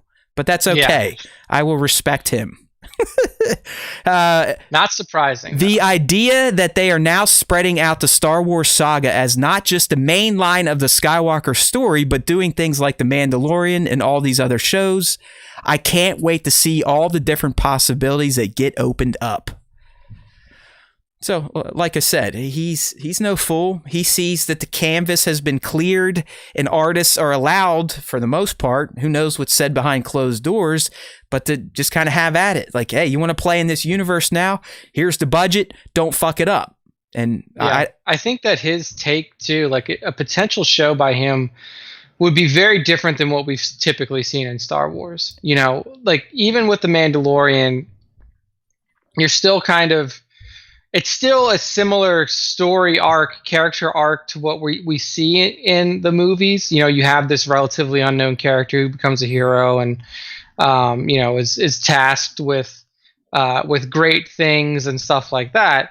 Whereas if you look at, especially if you look at BSG, you don't really have that character storyline. Like you don't have that like nothing to champion to hero kind of arc. It's a very different thing. It's about survival. Yeah. It's about maintaining humanity's essence in the universe. After I was going to say, Nick, I I think Ron in general, and like you said in BSG, he specializes on building characters and character relationships and making that the interesting aspect of the show versus the big picture. Like in BSG, obviously you got the captain, you got Starbucks. I mean, you have your main characters, but there wasn't like just a hero. They were all heroes. They are all contributing different ways, and you would learn things about each character through other characters and in the episode stories that they would get themselves mixed into. So I think Ron's Star Wars would be more like a Rogue One, where it's like ensemble hero cast, but you would be learning about them throughout the seasons through the adventures they go on. I would like to see Ron write a show about the inner workings of the Empire. There you go. Because it seems like he's got something for Vader, which we all want. Yeah. We all want dedicated Vader. It would be mind-blowing. You think Luke coming back fucking, creamed your shorts? Think about a dedicated Vader point of view show. It would almost be too shocking to even consume without passing out. Like literally being in the head of Darth Vader, you don't get it anywhere but the comics. Yeah. I mean, it would be amazing. I think that his personal style would work really well for like an Imperial side show. And I'm with you. I think that'd be a fantastic and very unique idea to present Star Wars from the lens of the bad guys. Yeah. And show why they think they are the good guys. I mean, we've gotten some hints of it. Mayfeld is a great example. I mean, he was someone that was fighting for the wrong side, but he realized that they were fucked up ultimately. I think that's a great idea, Nick. I would love to see something bad guy centric. So far, the Acolyte, that's really all we're gonna get. That's probably gonna be from the bad guy's perspective. So I would take that. And then he just finally rounds out. They're like, hey man, so do you already have a full Star Wars show written in your head? And he goes, nothing fully formed, but I've got a couple of notions in the back of my head, ideas and arenas that I think would be fun to poke around the corners of the Star Wars universe. Yes. Yeah. I mean, I'm sure he's been, thinking about this since he was on, writing for Underworld and that got nixed and stuff like that. There you go, right there, Nick. Unless there was language in the deal, maybe he revisits Underworld concepts and flushes out that again.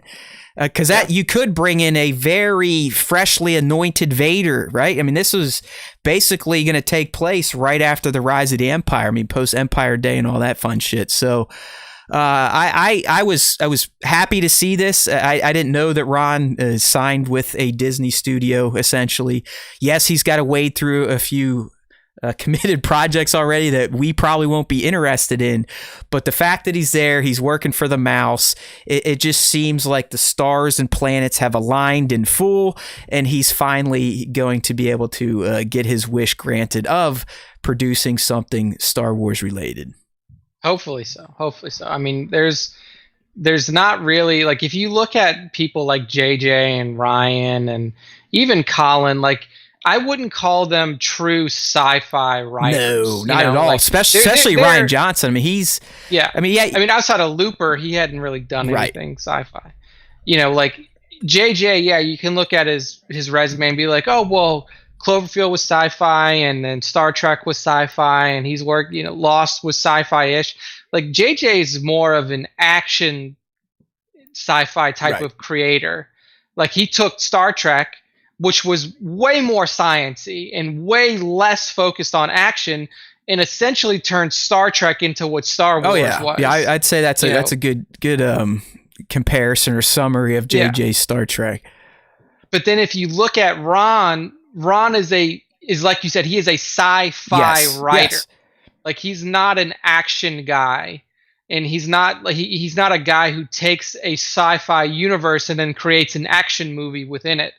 Like, he actually does write good science fiction and does a lot with the science fiction universe that, is not necessarily just focused on battles and action and blowing things up and all this stuff. So I am excited to see if he does get to play in the universe I expect. I think he would bring that Star Trek science-y feel to Star Wars, which could be neat. I mean, Star Wars has always been more mystical than Star Trek. I mean, the Force, for Christ's sake, a world between worlds. I mean, that's some mystical shit. But Star Trek, through its science, also does some pretty far out stuff. Wormholes and different galaxies, different quadrants of galaxies. Cutting through space, fabrics of time travel. So yeah, it's all that fun stuff. But we'll keep this on the back burner. I would imagine within 2 to 3 years. I was going to say 2023 is probably when I would expect to hear something about him working on Star Wars, if it is. That's if John and Dave let him play. Yeah, right. They control all of Star Wars now. they should. According to a lot of fans, they run it all. According to the angers, they still report to the people that make more money than they do. Yeah.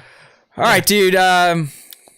Next up, getting into the rumor mill again. It's been a while since we've gone down a KRT rumor mill path, but they're back at it. I will say that I am glad now that Reddit, at least for the most part, pushes back a bit, because I know Nick, he doesn't give a flying fuck like I do, but when I saw this up there, I was reading some of the initial comments, and it made me smile a bit when they're like, well, if you listen to how they're hedging their bets and saying and hemming and hawing, and there's like, this is a prediction, it's not a leak, and I'm like, well, good, at least people are starting to catch on. Yeah. So if you hit refresh on that page, I added a picture of Mina in here. So it makes it a little bit easier to draw that comparison between him and Ezra. But what we're talking about is KRT, that they've come out and apparently have dropped the bomb that Mina Massoud is going to play the live action Ezra Bridger, more than likely in the Ahsoka series, which, we basically told you to take it to the bank last week based on what our source has told us. Yeah. And Nick's right. I mean, we're talking about, he's a guy that played live action Aladdin. Pretty good job. I mean, he did a great job. I actually think that Aladdin movie's not that half bad. So yeah, that movie was actually really good. I was pleasantly surprised. I mean, it's Guy Ritchie doing live action Disney, and it feels like a Guy Ritchie movie, but also a Disney film. So yeah, I like the music. I thought Will Smith was good. I thought Mina was good. I don't know the actress's name, but she was good as well. But anyways, KRT, they're saying this dude is going to play Ezra Bridger, and if you just look at him, it's an easy connection to make. I believe it was OAC replied to our fan question a week. He's like, I don't know his name, but the Aladdin guy, because I've always thought like Ezra has looked like Aladdin, and he's not wrong. Yeah, I mean, dude, even look at like in the two pictures on the post, like look at the eyebrows. Even the eyebrows. It's uncanny. I mean, it is.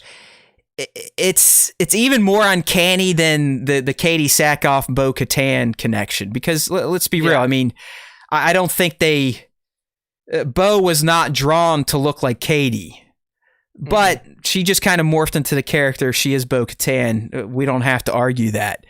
You could argue that they drew Ezra Bridger based off of Mina Massoud. I mean, he looks just like him. It is dead the fuck on. And I mean, from a speculative standpoint, it makes total sense that they would cast this person to play Ezra, because he's already in the family. Like, we've already seen them do this before. Like, Katie was a very obvious choice because Katie was already involved with Star Wars past.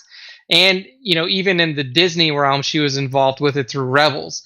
So it's an easy pull. For Mina, he's already in the Disney family. He's recently done good work for Disney in live action Aladdin. And to his own, like, based off of his own statements, and like as early as last year, as July of last year, he was like, yeah, I'm not getting any work. Okay, I was going to say, do you remember that story? Because I even believe Will Smith or another big celebrity is like, hey, what the fuck? I mean, yeah, it's like, hire this kid. The dude was great. And I actually think he has the physical skills to play a young Jedi as well, because I believe a lot of the acrobatics and dancing he did in Aladdin was him. He definitely did all of the dance numbers and stuff like that, which I know some people are like, well, how do you equate dancing to swinging a lightsaber? But like, that is a very physical, I mean, like, essentially when you're doing stunt work with a lightsaber, you're learning it's a dance. I'm telling you right now, why do you think they call it fight choreography? It's because I've been, my stunt friend has tried to teach me a choreographed sword fight. I can't do it. I'm an idiot. It's just like I can't do a choreographed dance. It's just the brain doesn't retain that information. But it is. It's always like, okay, we go 1, 2, 3, 4, step 2, 3. I mean, that's how they fight. Yeah. That is how any fight you see in a movie or in a TV show, that is how they practice it. They're just fucking professionals. And when that camera, it's action, they just and make it look like it is an organically occurring piece of action. So yes, I mean, who cares? Just try to dance yourself. All right, especially you men out there that look at other guys that try to dance, or even a guy like myself that, hey, if I'm at a wedding, I'm gonna fucking dance. I don't care if I'm super bombed or not. I'm gonna get out there and do something because music moves me. Music out of any of the art forms can get me moving, can get me crying. I mean, the shit motivates me unlike any other type of art. But try to dance and not look like an asshole. It takes a lot of skill. It takes a lot of balance. So if you can dance your ass off, you for sure can fucking swing a lightsaber and do some jump kicks and some hammer punches and all that fun stuff. Yeah, it is a very difficult thing to learn, and given he knows how to do it, so it's one less skill that he needs to learn in order to play the character, and that plus the fact that he already looks like Ezra, plus the fact that he's already in the Disney family, just makes this a very clear and cut choice for Disney to cast the character that way. And just, I mean, looks, age-wise, it would line up. We got to remember, Ezra is not going to be some old-ass dude. No, he's like in his 30s. Not even. I mean, if he's the same age as the Skywalkers, which we finally figured out. Yeah. So he would be 26 at the end of, well, actually, not even from A New Hope to ROTJ. That's what, 5 years? If that. Yes. I've heard. So call him 24. If that, because he would have been 18, 19 at A New Hope. So yeah, 23. Early 20s, getting through Jedi, and then if he does show up in The Mandalorian, okay, maybe he is late 20s, early 30s. But if it is the Ahsoka series and it's picking up right at the end of Jedi at the prologue moment, he would still be in his early 20s. If it's Rangers, it's 5 years, so he would be 24 in ROTJ. 7 years post would put him 31 in the Mando. So he would be right there. That's if he 30s. is. I still think his debut is 100% Ahsoka. If it's something where they bring him in and he becomes a character, then he could definitely bleed into Rangers. And of course, he could bleed into Mando. But that could get touchy. Like if you have a Jedi like Ezra, and we know a Jedi like Luke now exists in The Mandalorian with another tiny Jedi, then we start getting a little touchy with, okay, well... Yeah. With all of these Force users why in the same time why is not interacting. Exactly. Why was everyone bitching about the Jedi being dead if they're all just fucking hanging out in all these new shows and stuff? So I think Ezra will be reserved mostly for Ahsoka, but most definitely would be in any of those crossover events, be it movie crossover events, or they just show up for an episode or two and dip out, just kind of like Ahsoka did in Mando. Yeah, I think so. I think that, I mean, the Ahsoka show is the clear, obvious front runner, but having a character like Ezra Bridger in the universe in a persistent way is almost necessary if you look at the impact that he had. Yeah. In the time that he was shown in Rebels, like he was a huge player. I mean, his Rebel cell and his final act on Lothal was what finally convinced Mon Mothma, the Bail Organas of the world, to let's band this fucking all these rebel cells together and create the Rebel Alliance, and let's finally take it to them. It was what Ezra did on Lothal that convinced them that, you know what, we can do this. And what do we get by the Battle of Yavin? They're blowing up the fucking Death Star. Yeah. So he's huge. He's huge within the Rebel Alliance. He would already have a legend within the Rebel Alliance. I mean, he was a name in the Rebel Alliance before Luke Skywalker was. Not before Leia. Leia was doing it ever since she was a little kid, and she actually... she was like a preteen doing... Well, she actually has an episode on Rebels where she directly works with Ezra to help them steal some ships from Alderaan to give to the Rebel cells. But yeah, I mean, he's huge. I mean, he'd either be Rangers oriented, definitely Ahsoka oriented, and like I said, since Ahsoka throwing the Thrawn stuff in there, he could easily cross into the Mando timeline. But I would be all about Mina getting it. I think he checks a ton of boxes. And we'll get to speculative like other people who could play Ezra in our question of the week, because that's what it was. But yeah, I mean, now that I've seen him, I can't think of anybody else playing it. It's an uncanny resemblance. It's like I said, it's almost as if Filoni and his artist knew about this guy all those years ago and used him as the model. Yeah, and I don't want to sound ignorant here, but like, I don't know of many other actors that fit the build, but that also fit the racial profile or ethnicity of Ezra. Yeah, I mean, because I feel just like with Sabine, I don't think that you can cast a white actress to play Sabine. Yeah, to me, Sabine was like an Asian type of character. Yeah, and Ezra exactly. would be Middle Eastern. Middle Eastern, yeah. And I like Rahul Kohli. Obviously, that one's been thrown around a lot because he basically was trying to fan cast himself. It might have worked, or he might have been game or schooling us all along. And like you said, we'll save it for the fan segment. But I think Mina and Rahul are the 1 and 2, if not swappable, for this character in live action. Yeah, but honestly, I think Mina checks more of the boxes. He's got more of the build, more of the look, the physical attributes. Yeah, I mean, Rahul, not to pick on him, but he looked like he's a little bit heavy, a little heavier than Ezra would be. So yeah, oh man, yeah. So now they're shaming fat people. These guys need cancer. Hey man, we're both a little fat too. So I'm fat. I mean, my whole life is built around trying to keep my brain and body from wanting to be obese, because that's all it wants to do. I'm telling you right now, all the other stuff I like to dabble in, nothing makes me happier than eating the way I want to eat. I just can't do that, or I would be taking up the entire box in the live stream right now. I mean, yeah, we would have to increase. My box would be tiny, and then Matt's at 5'6", 230 pounds is not a good look, and it's not healthy.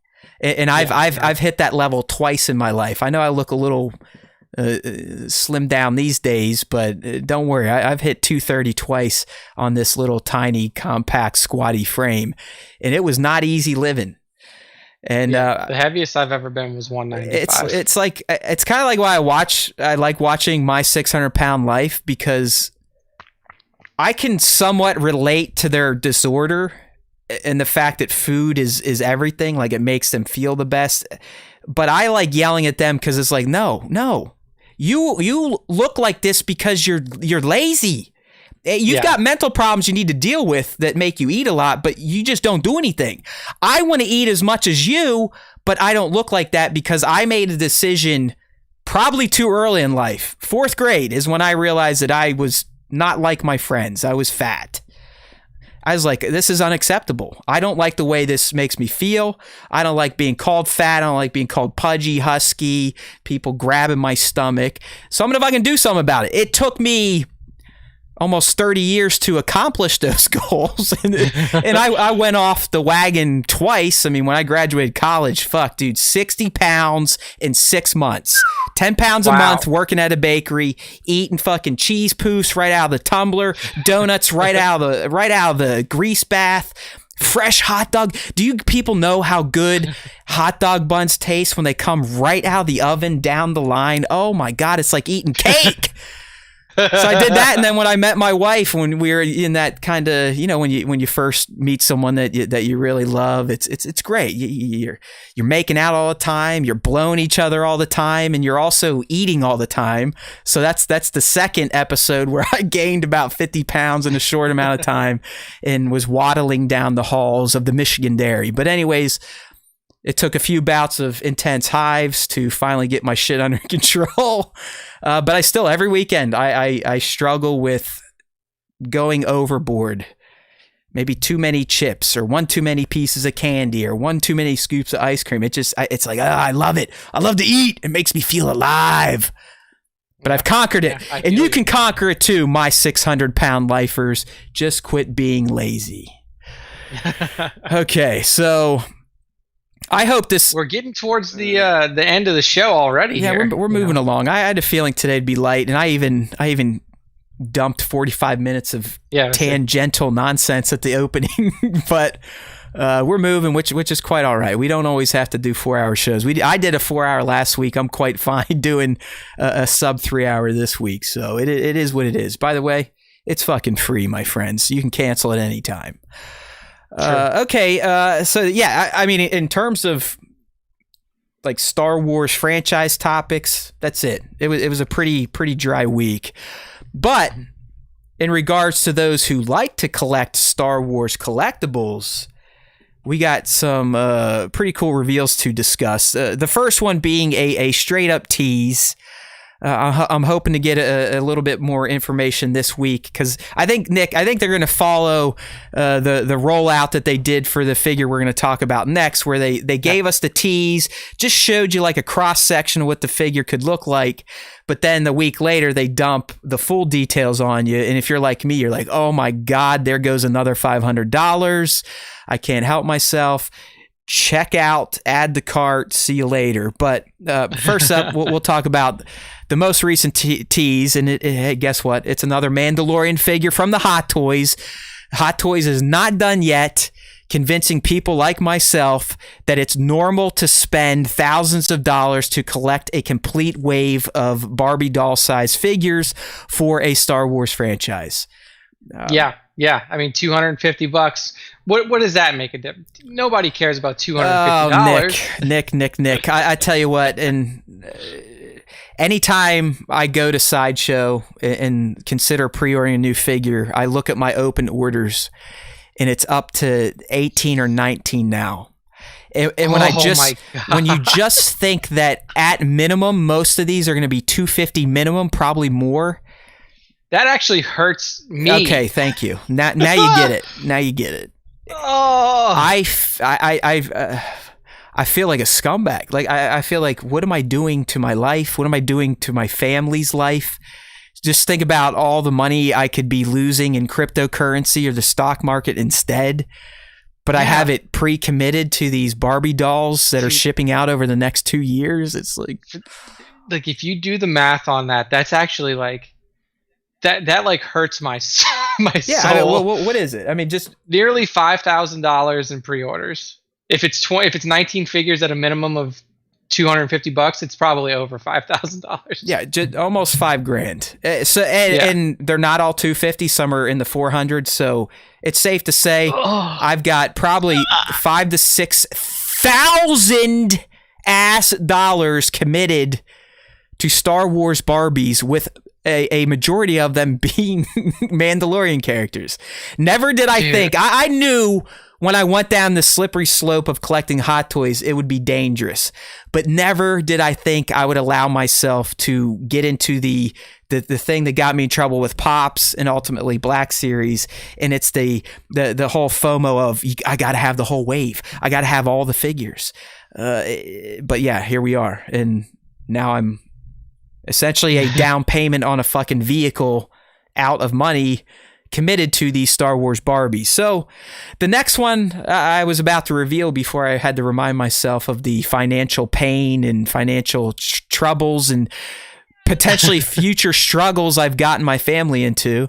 Well, they have now teased a Bo-Katan Kryze 1/6 scale Hot Toys figure. All we have is, a cross section. We can see her arms and her chest, but we all know she's going to look amazing. We all know it's going to be a must pre-order. We all know Matt's open orders will increase to 20 once the pre-orders are open. And it's depressing, but exciting. That is I mean, if this is, and that's the thing is, like, when you see a Hot Toys tease, you can't even pretend in your head like, oh, well, it's probably not going to be that great. Yeah. Because it's going to be great. Yeah. Like, when you see this full figure, you're going to be like, holy shit, this looks fucking incredible. I need to get to the point where like the 1/6 shooters are at, where they've been collecting these for years, and they do have the ability to be like, that Clone Wars Maul, I think his face looks a little fucked up. That's why I'm not doing it. Like, they have that ability to create an issue that probably doesn't exist to prevent themselves from purchasing. Yeah, they can distance themselves because from it. And here's what I mean. I bought the Solo Maul, and a lot of 1/6 scales collectors are like, oh, that's a hard pass. He looks fucking stupid. I hate him. Guess what? Yeah, they thought he looked fat. I've been putting out Maul shots, and they've been getting great traction, amazing feedback, And a lot of people are like, holy shit, he looks really good. And I don't think that's a compliment to my photography skills. I think it's like, well, I missed this one because I convinced myself that it was going to be bad deep down knowing it wasn't, but I have to use some sort of tactic to prevent myself from becoming a Haywood pop and just buying everything the moment they go up for pre-order. Oh man! But so Bo-Katan Kryze, I would imagine if she follows the trajectory of Neo Boba from last week, we'll probably get more details and glamour shots by the end of this week. So keep tuned to StarWarsTime.net or show up in our Discord, because a lot of times these the international fans, they'll obviously get leads quicker than Nick and I waking up over here in the States, so they'll post some stuff in there. But she's out there more than likely. I'm thinking 250, 260 range with a mid to late 2022 release. And now for the pain. For the pain. Here he is. So just last week, Nick and I talked about the reveal of the Neo Fett figure. And at that time, we thought it was just going to be the acid-washed, armor-wearing Fett from Season 2, Episode 6 of The Mandalorian. Pre-paint scandal, right? Pre-paint scandal. But they decided to release some glamour shots on Facebook, I think last Friday or something like that. Sideshow opened up the ordering page, so we got all the details. And lo and behold, but what do we find out? They made it a deluxe set. And in the deluxe set, the only way you can get tunic robe-wearing Fett is if you get the deluxe set. And by the way, the deluxe set also comes with the armored Fett. So you're getting 2 figures in one set.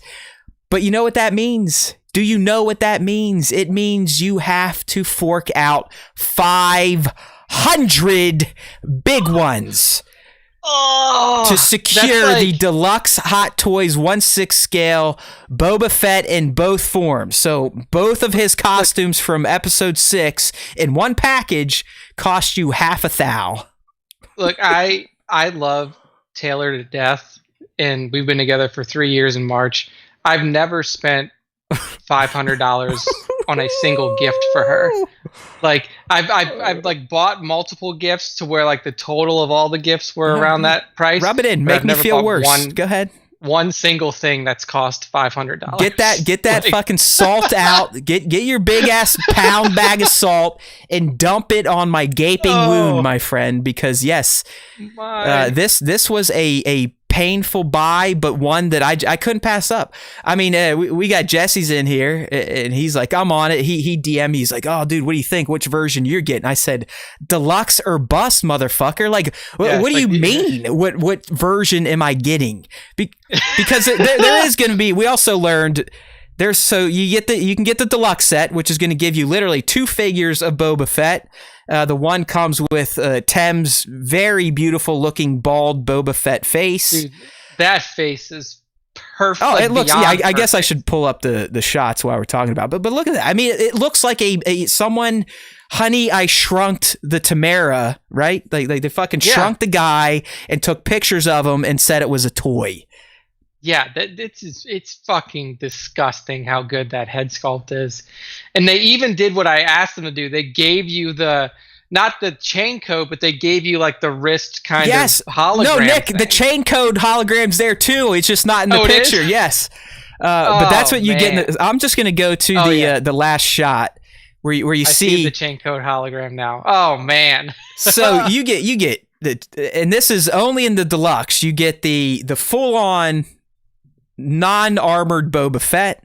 You get a busted Stormtrooper helmet, and you get a Jango Fett hologram for his gauntlet, or Vanguards, or whatever, a Van Brace. You also get a gaffy stick, a sand person rifle, and just a pistol. Yeah. With the deluxe set, I mean that's what you get with the deluxe. In both sets, you'll get his armor. That's all acid wash. You'll get the chain code effect. It looks like you get some rockets shooting out of his knee pads, a flamethrower effect, and then a jetpack effect. But yeah, I mean, dude, you've said it. You know the dangerous situation I'm in at this point. Yeah, yeah. All I can say is that the way I justify it is through Sideshow with they call it layaway plans now. It's whatever. It's monthly payments. They trick you into thinking that it's okay to spend $5,000 on 20 of their products because it's not all at once. It's not like I have to write a $5,000 check. It's like every month, your flex pay was charged. Okay, well, there's a $50 charge. Who gives a shit? I spend $50 on a dinner every weekend for the family. That's just one less dinner for the family to eat.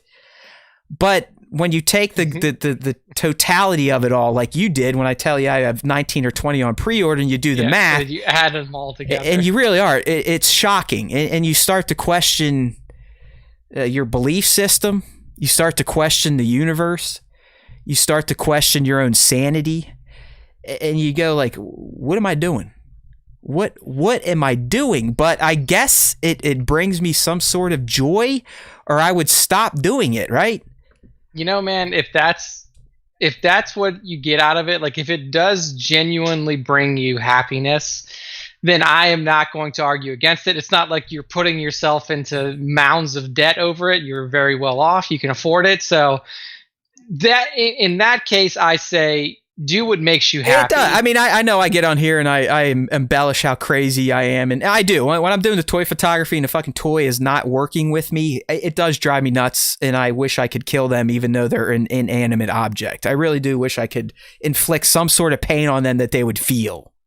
Because my God, I know they've fucked my day up more times than not. But when that box shows up and you take it out and you look at these things, it's, I'll probably get in trouble for this, but it's akin to seeing your newborn for the first time. You're like, my God, that is a piece of art. Yeah, holding it like exactly. Like I almost have little ceremonies when they show up. I'll bring them downstairs. I unbox them real slowly. I take the plastic covering off. I pull out each accessory first. Then I remove the doll. I remove the plastic from the doll's joints. I may smell it. I may get close to it and rub it on my face a bit. And I may move its arms and have it talk to me like it's real. I love all that. And I love when they go into the glass shelf. Like I really do appreciate looking at my shelves now. And my daughter, every night, she's down here just looking at them in awe of like, wow, my dad has some really cool shit. What she doesn't know is that I basically, when she turned 16, I basically could have bought her a fucking car. She mortgaged her future for it. She does not know at this point in time that I could have bought her a nice car when she's 16. And you could have had her entire college paid for already. and I probably could have paid for a good amount of her first couple years of tuition. But instead, I choose to buy little Star Wars art pieces to look at and appreciate, I guess, and sometimes sit there and go, my God, dude, you've got a car's worth of product in your basement in little plastic Star Wars toys. Is there something wrong with you, or are you just doing you? Right? I don't know. Man. I just don't know. You're just doing you. As long as you're not like getting them and then you get them and you would just immediately feel a pang of guilt or like, why did I do this? Then I would say continue. No, the guilt is mostly, why haven't I shot it yet? I need to shoot this to justify the price. But I never feel bad when they show up. When they show up, I feel like that's why I spent a lot of money on a piece of plastic that looks like something from Star Wars that makes me happy. So yeah. So that's all that matters then. But I mean, it's a beautiful fucking figure, man. I mean, even me as a person who is not a collector, I look at this and I'm like, damn, dude, this is probably worth $500.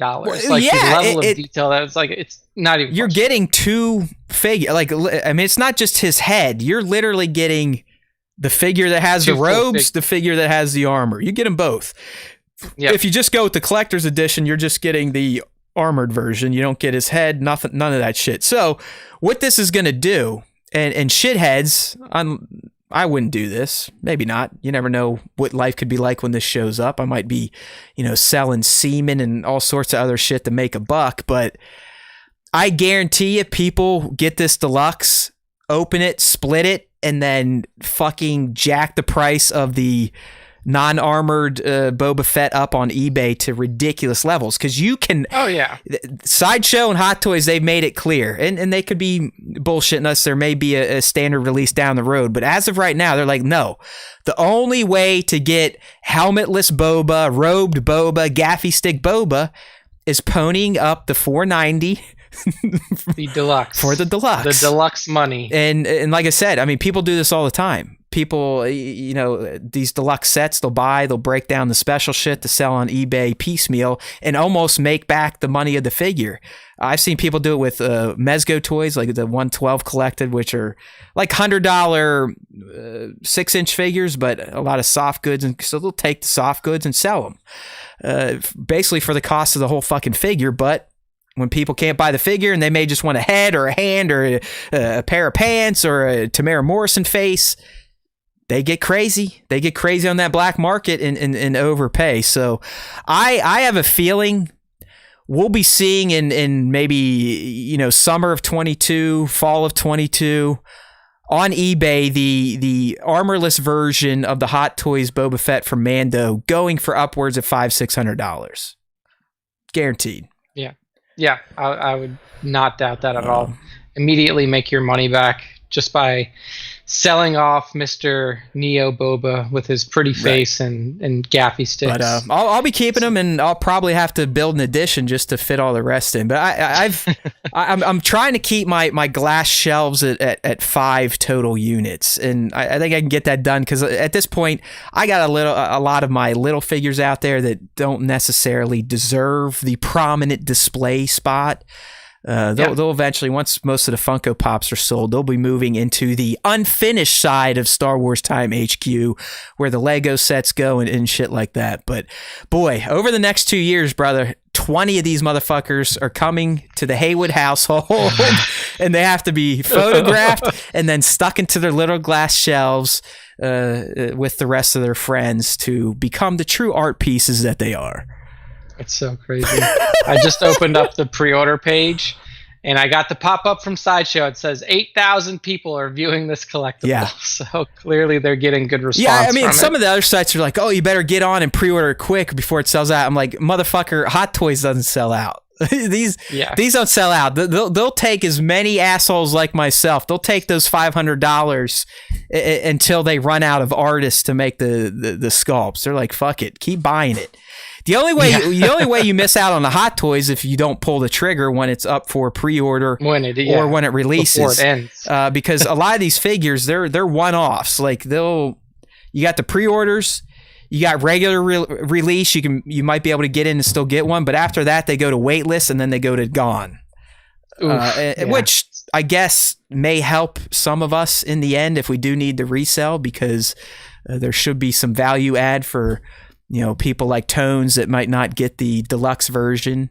He may want the helmetless version at some point in time, and we can work him over for some poundage, right?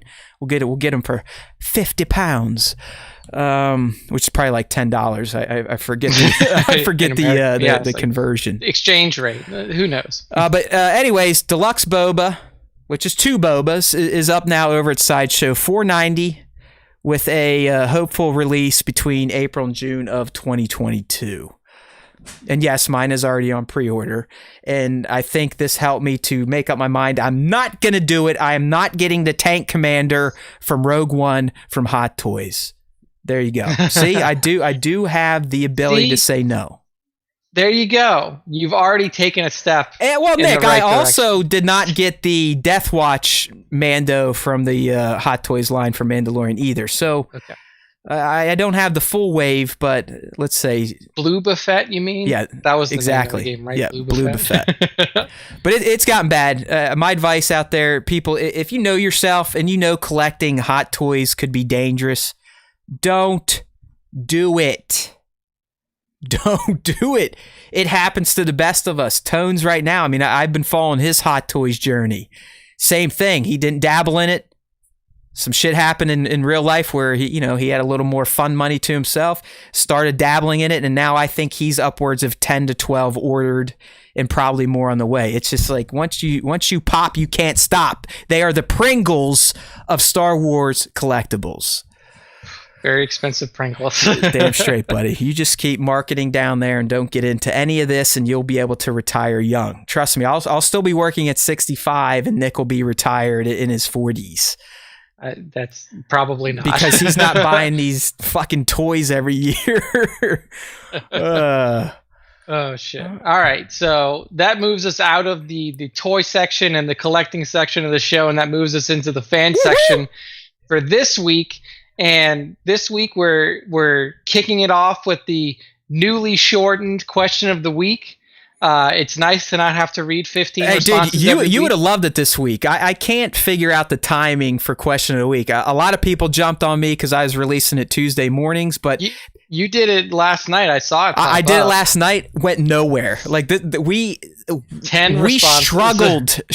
I'm going to say it right now. I struggled to pick 5. That they were pretty weak, and there was just none to go from. Yeah, there's not a lot of responses here. So I don't know. Maybe because we put this out after the rumor came out and the articles, they were like, well, it's already cast anyway. So yeah, it doesn't I will say that just coming up with the question every week is difficult. Yeah. Nick, we did it. Nick was like, fuck this shit. I'm just not going to do it. And this dumbass will start doing it because I'm not doing it. So now I'm doing it, and he's not wrong. But what I've been trying to do is angle the question to reflect one of our topics. I'm at least trying to keep some sort of relevance cohesive flow of the show instead of just saying, hey, what was your favorite outfit that Princess Leia wore? It's like, okay, how does that relate to anything? Yeah, it's interesting. So I did. I asked, who's your ideal live action Ezra Bridger actor? I think I dumped it during, it was like maybe 10 or 11 East. Probably not the best window for the shitty Instagram algorithm, but I just don't think anyone saw it. So so you definitely got your wish at minimal responses this week. There we go. We got our 5 responses this week, and the first one up is from Klondike. Our good buddy, who's usually in the chat. I don't know if he's here today. I hadn't seen his name pop up. But he threw out, he says, I'm voting for Shia LaBeouf. And given the recent accusations against Shia, I don't think that he's going to be getting work for a while. Apparently, he's a very abusive person. I'm going with Klondike is probably being slightly smart-assy. Facetious. But, he's definitely being, but I also think it's here. Something from the Stern universe, because I know Klondike's a big Stern Show fan like myself, and I believe last week when they were live, Shia came up when they're talking about actors and roles and this, that, and the other thing. So I'm thinking that could be the tie. But yeah, gotcha. I mean, let's be real. Shia may be a shitty guy in real life, but he actually is a pretty damn good actor. Even a creator, because I think he's, I don't know if he's written or directed, but I think he's had more than just acting. That movie, Peanut Butter Falcon, right? Like he wrote that or something like that. I think he played a part in making that movie. And that's the one with the special guy, Mentally right? Challenged got you. Yeah. So I mean, I think Klondike's fucking around, but I mean, outside of him allegedly being a scumbag to women, Shia was a pretty good child actor that turned into a decent actor and then just kind of fucked it all up, like some people do. Yeah, it's transitioning from child actor to human adult actor is hard. Transformers fucked him up, and I liked him in Transformers. I thought he was a fun Sam Witwicky, but it seems like that franchise fucked him up. Yeah, like I don't know if just working with Michael Moore or Bay, what's his Bayham. name, Michael Bay. Yeah, Bay really fucked him over. It seemed like it did, because after that he kind of fell off the face of the earth and went nuts, and you have all those memes of him like in front of the green screen, like going. So nice try, Klondike. We still speak your name though, and 4 inches is always fine. All right, let me do Impala Austin's here.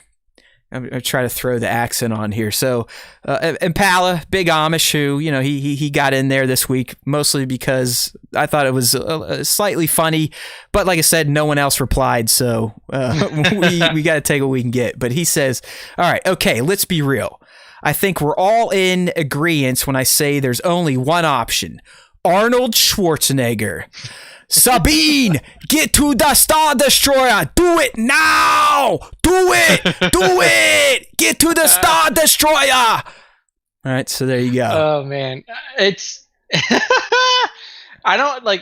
Now that you say that, I'm trying to think of, like, who Schwarzenegger could play in Star Wars, and the only person that I could think of is, like, Savage Opress. Yeah, because Savage was, like, fucking jacked. He was huge. But like he also didn't speak like Arnold speaks. I even think old, somewhat. He looks like he's dead Arnold, and I love Arnold. I mean, Arnold is the fucking man.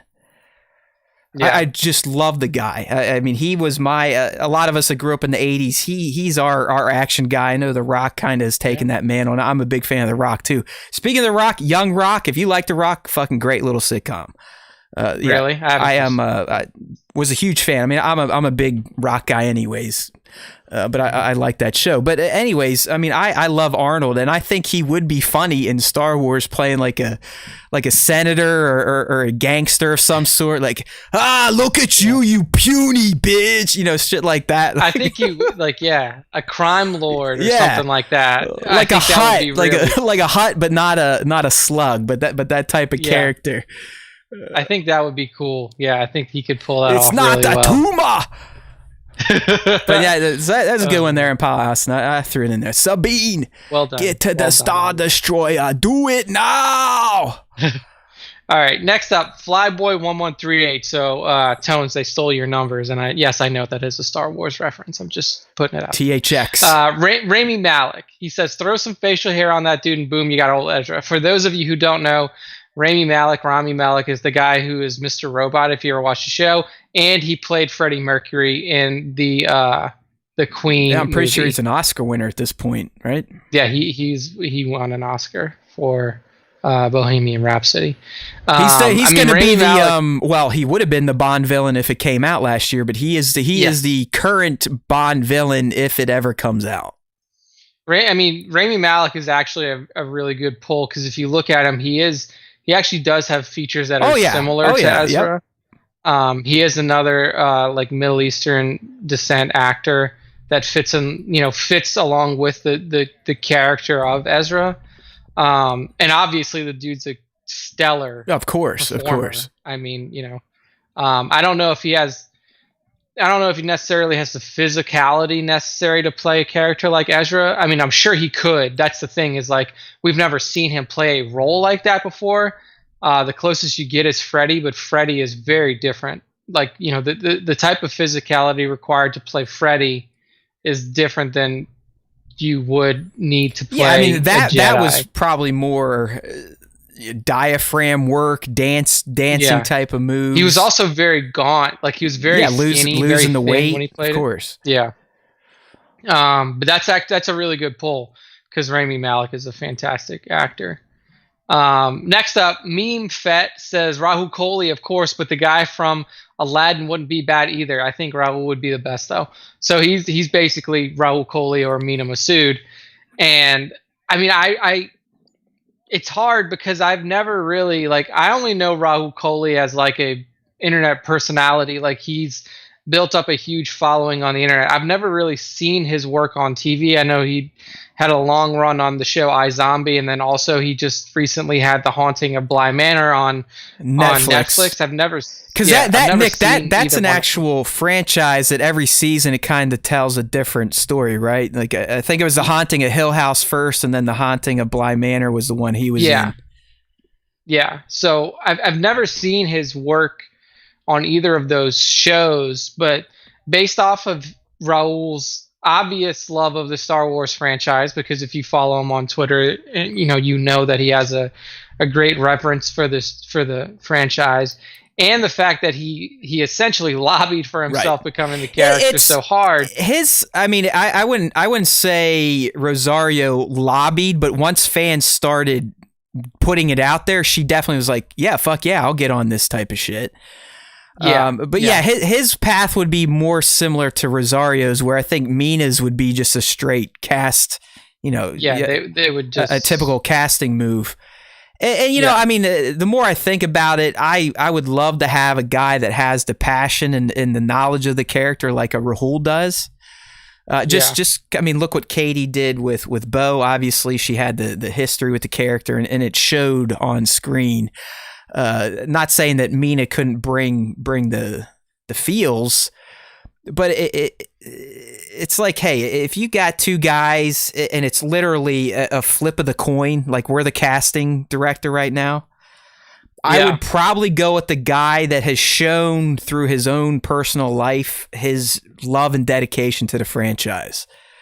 Yeah, because he would bring. I mean, that's like they're both professional actors, so it's not like one of them would try harder thank you. than the It's other. just it's like their own person would be more weaved into the character versus just acting. Is what I'm saying. Yeah. I agree with you there. I think that it would be more of a personal feat of accomplishment for them to be able to do it. Yeah, so, there was a lot of Rahul Cooley's. Blainer things dropped a Rahul Cooley in there. Yeah, he put probably and like I said, I mean between him and Mina, I really do think it's coin flipping. Each has a lot of pros and not very many cons at all. But it just feels like from his lobbying on social media, his trolling, if you will, it feels like he is slightly more in tuned with the Star Wars universe, the fandom. But maybe you could also make the argument that that'd be good that maybe Mina is a little more disconnected. Maybe he would be bringing in a new type of spin or a take that could open up different possibilities for the character. But these two guys would definitely be my preference. Yeah, I think they're definitely the front runners. So next up, I don't know who this is from. It's Ripik Tan or Ripik Tin, something like that. Gotcha. Okay. Ripik Tan says, I like the two actors recently rumored who are Rahul and Mina. I'll have to look up the voice actor. Is it a definite no for him, you think? So the voice actor for Ezra is Taylor Gray. Yeah, I'm pretty sure it's just like a white guy, right? He almost looks more like a bit Native American. I don't know if it's like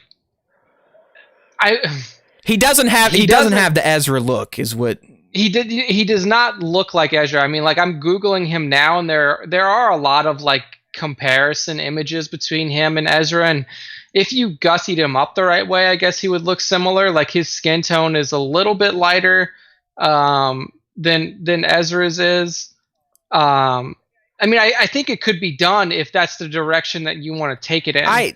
Here's the deal. I think they'll take the same approach that they did with Ashley. And it's not to discount Ashley's Ahsoka. She is Ahsoka. But Ashley, I do not believe, was a live action actress. I don't even know if she was a voice actress when she stumbled into the role. But I think she was predominantly voice, which is different than being an actor. It's a whole different deal. So I think the reason Katie, they were able to make that connection, like, hey, fuck it, why? Let's just go with the voice actress. She is a traditional stage actress, multiple camera actress, movie, TV show. Yeah. She knows that side of acting, where voice actors probably don't get into the physical side of acting outside of making their movements to kind of recreate the inflections that they feel the characters would be doing for a particular scene. Yeah. So I just linked you a picture of Taylor Gray, so you could bring it up. But I think his work has primarily been like it's smaller stuff. I believe he has had some live action roles, but very limited. He's mostly voice acting as of now. It's one of those things where it's like he's got a lot of credits, but it's a lot of like he was in this TV series as unnamed character, right. or he played Ezra Bridger in a lot of like voice stuff, like for either video games or TV shows or something like that. Forces of Destiny. He was like the voice of Ezra, obviously. So he doesn't have a very large breadth of work behind him, and most of what he's done is voice acting. Yeah, I mean, let's be real. I would love to have this kid's career. I mean, I anything Star Wars official, I would sell out to do it. I would do it. I would leave my family here, leave them on their own, move away, and get involved.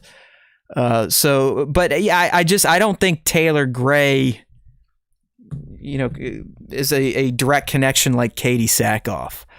Yeah, I mean, when I look at him, I don't necessarily see Ezra, but I hear Ezra for sure. Because one of my last cool things I got to do as media was the 2017 Star Wars Celebration, the TLJ one, where I actually got a media invite to the Rebels panel, so we got to go in first, get good seats. But then we actually got to go to the, I guess, what would you call it, like the press huddle or a scrum?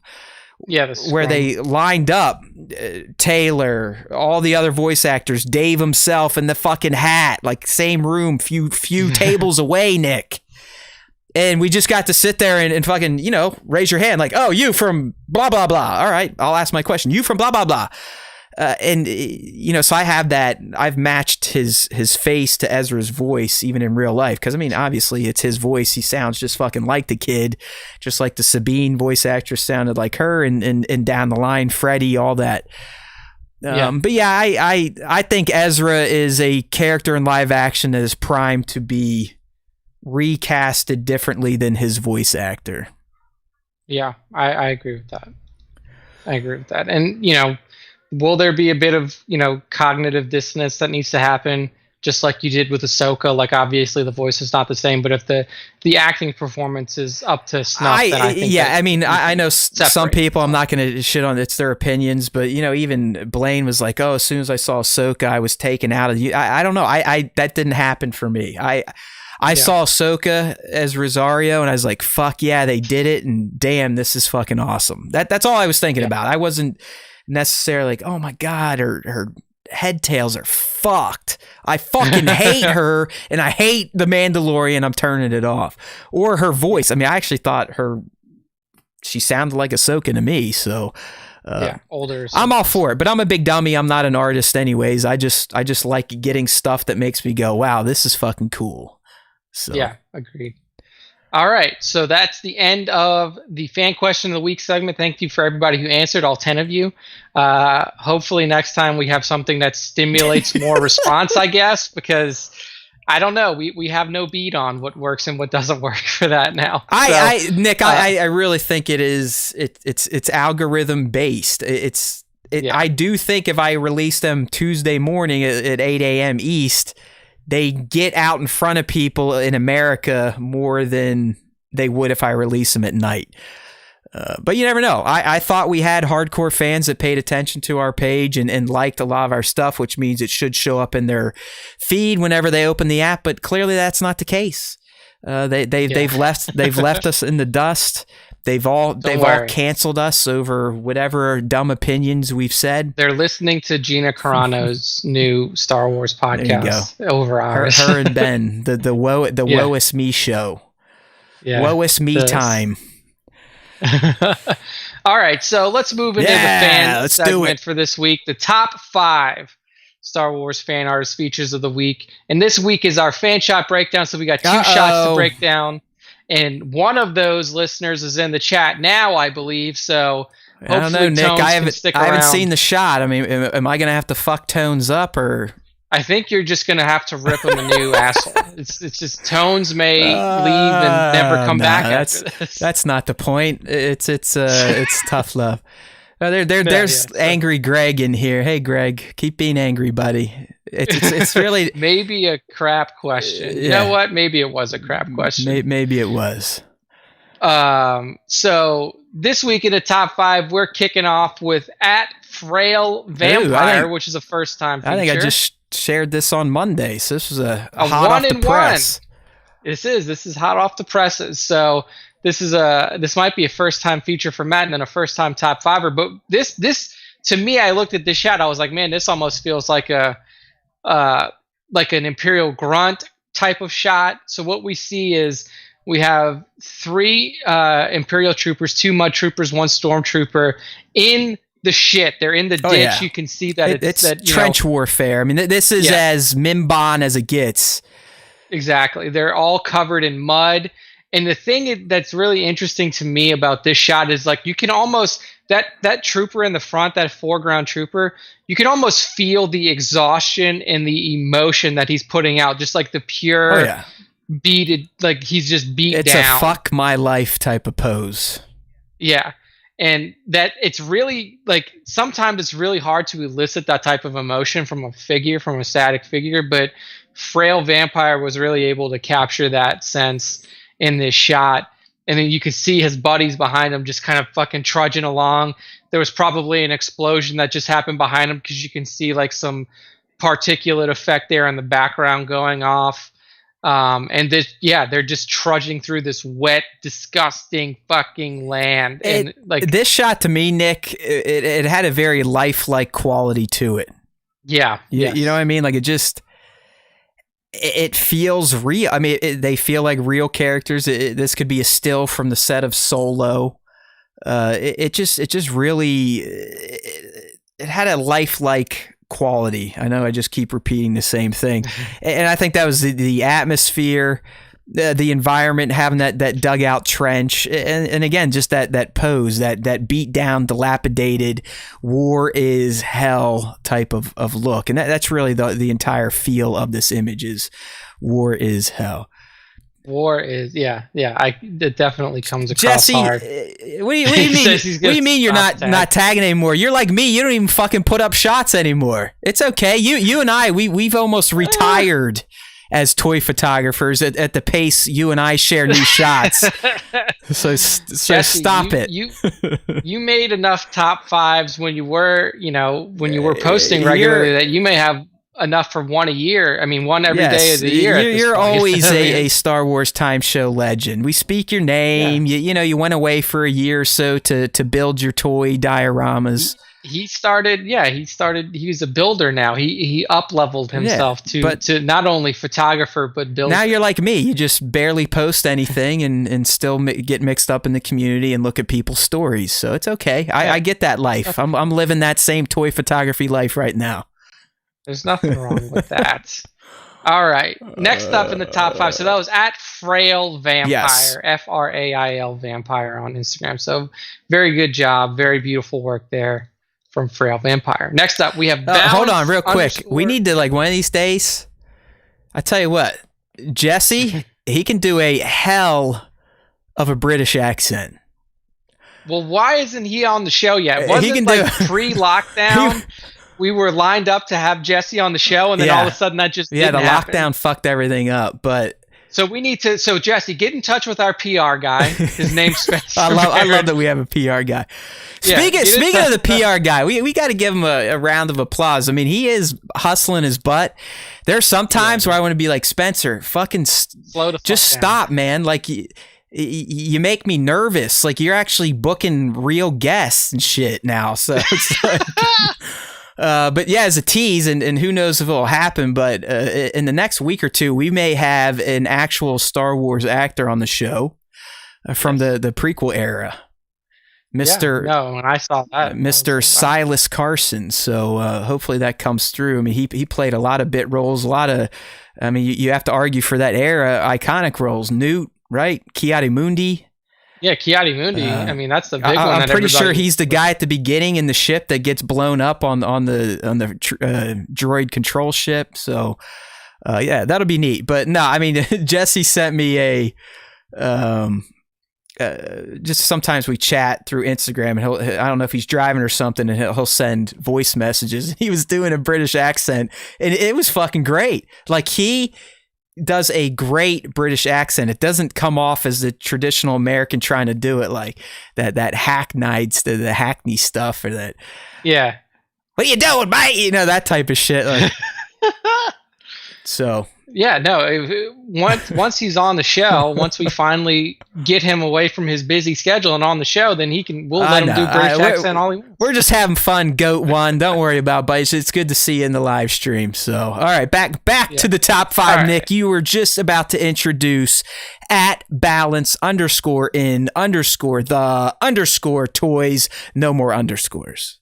No more underscores after that. And this shot it's a fantastic Rogue One inspired shot. So we get an armor, well, not really armor clad. You get a scarf clad Jyn Erso in the foreground with her pistol drawn, and then in the background you also see K2SO and you see Cassie in there too. And I don't know where they are. It looks like they're in a debris field after some sort of devastating explosion or something like that. It doesn't look like Jeddah, but yeah, it's just. it's a really it's not. cool. It's not necessarily a scene recreation shot from Rogue One. It's just it's the mains. You got, like Nick said, Jyn is your foreground subject, and in the back you got her buddy K2 and her lover Cassian.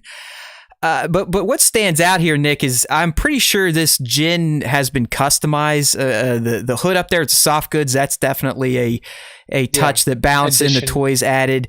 And I'd wager Balance in the Toys either bought a different head sculpt or painted the Jyn head, because Jyn was still released before the photoreal technology from Hasbro. And, she, like a lot of those Black Series figures before that tech, looked like she huffed a little too much paint as a child. Not as bad as Derpy One Kenobi from the Black Series Revenge of the Sith figure, but she still looked a little off. Something was wrong. Yeah, this one, like you said, I don't know if this was a fully custom job by Balance on the Toys or if this was a head sculpt bought off of a customizer. Right. But it looks really good. It's a really good representation of Jyn.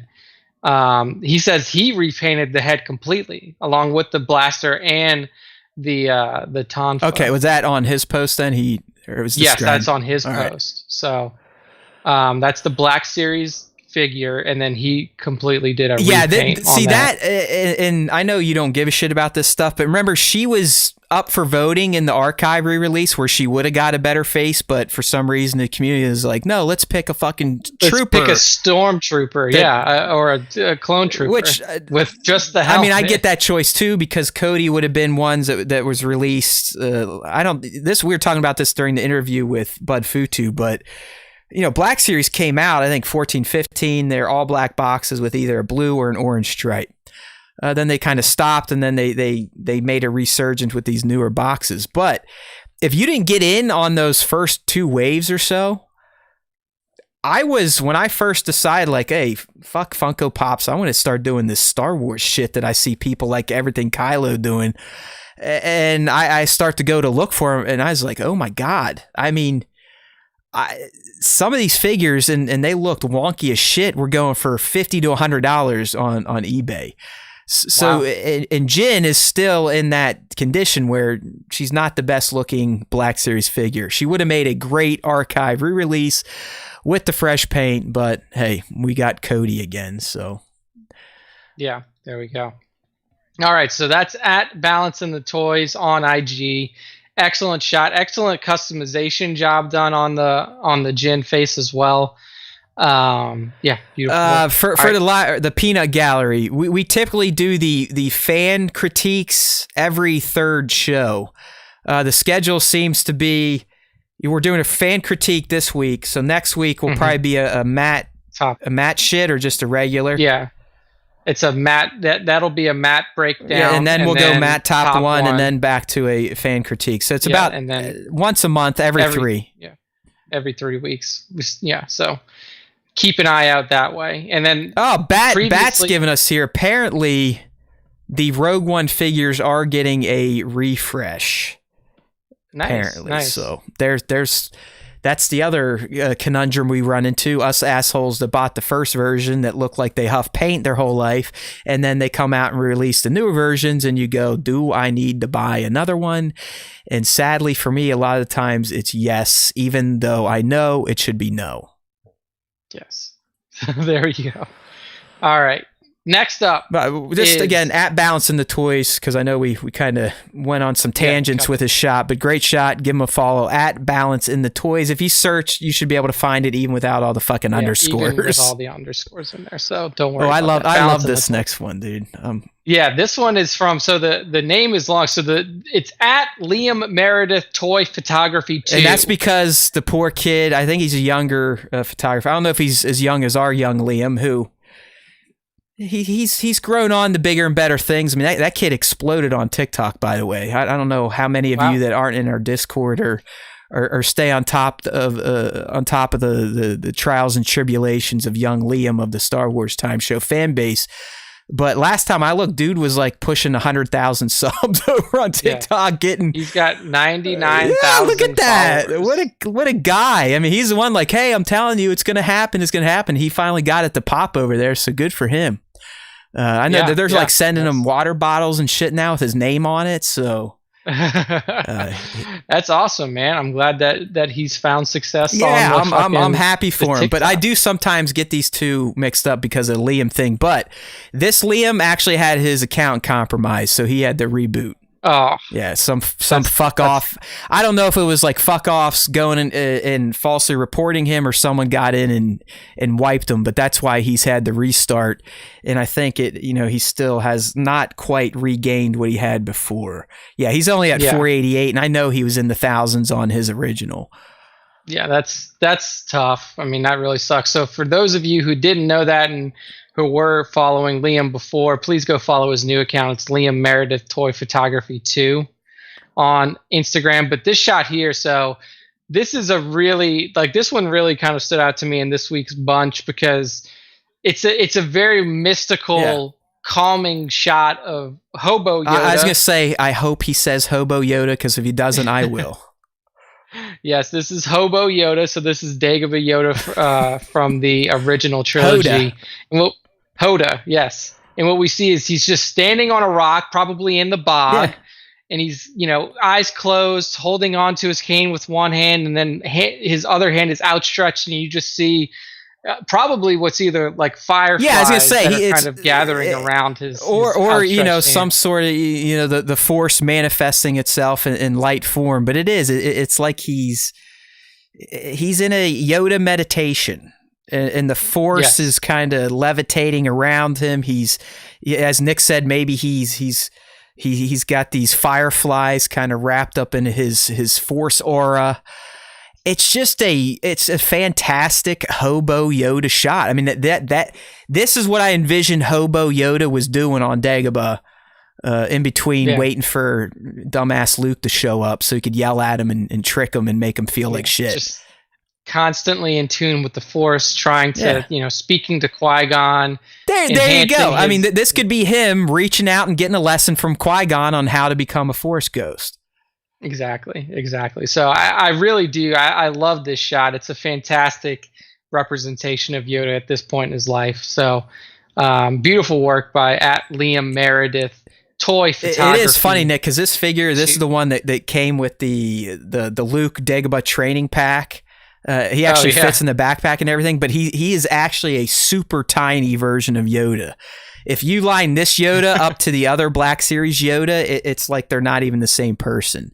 So really? It's like that even adds to like just the knowing how small it was. Right. I mean, I hate to say this, but he looks like a cute little Grandmaster Jedi.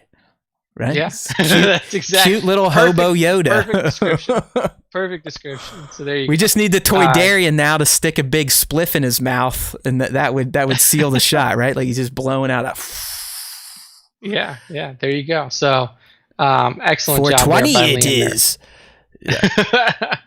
I almost there was that shot of Luke and Yoda smoking a spliff, but I had just I knew I put that one out this week. You put it up, but I had literally last week the artist had already made it. But it is. All right, so there you go. So number 4 this week is at Capes and Rifles, and I think like for somebody who's as prominent in the community as Capes and Rifles is, I think this may be the first time that we featured I do them. too. I mean, Capes is a big time 1/6 scale guy. He did. I don't know if they still do their show. I think they do it occasionally. They're The 1/6 pack. yeah, the 1/6 pack with Trevor and Tom. But yeah, this is bad. I mean, Capes and Rifles. I mean, he's someone that I look to because he's perfected the Hot Toys portrait scene. Portrait. Yeah. Just great lighting, solid poses, and just very crisp and clean shots.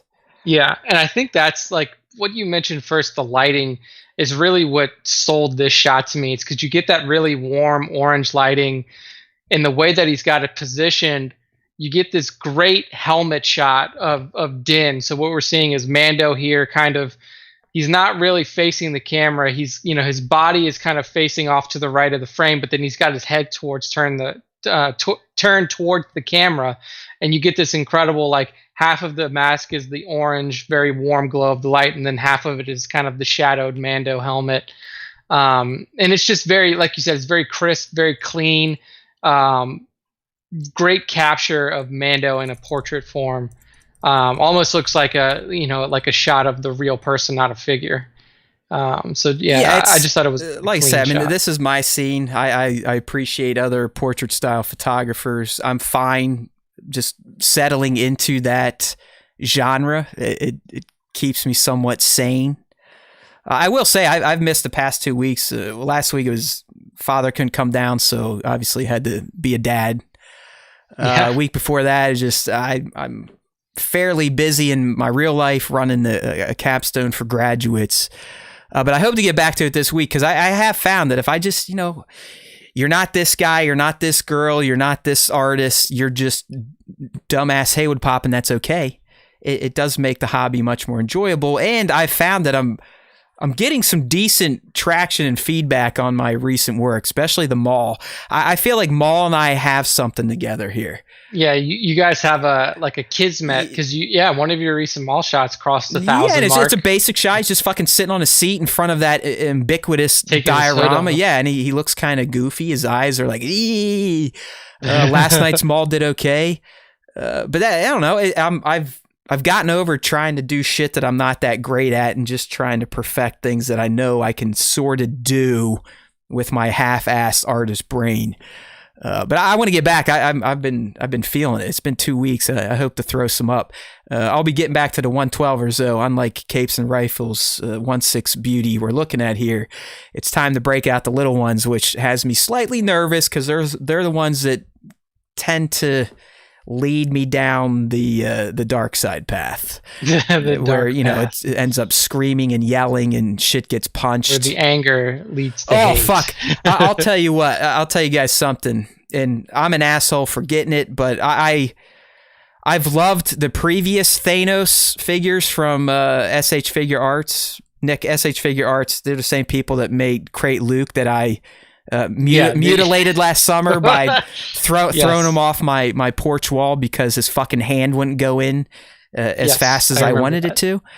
So anyways, I had to get their most recent and last version of Thanos from Endgame, and it's basically the version of him at the end. His armor's kind of beat the fuck up. He's sitting on that pipe talking shit to the big three.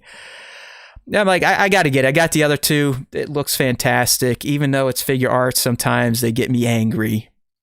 Mm-hmm. So this motherfucker, I get this dude. It took me an hour to unbox him and stitch them all together because of all the stupid fucking decisions they made with his armor. I'm talking his armor pauldrons aren't attached, so they'll fucking fall off if you move his arm a certain way.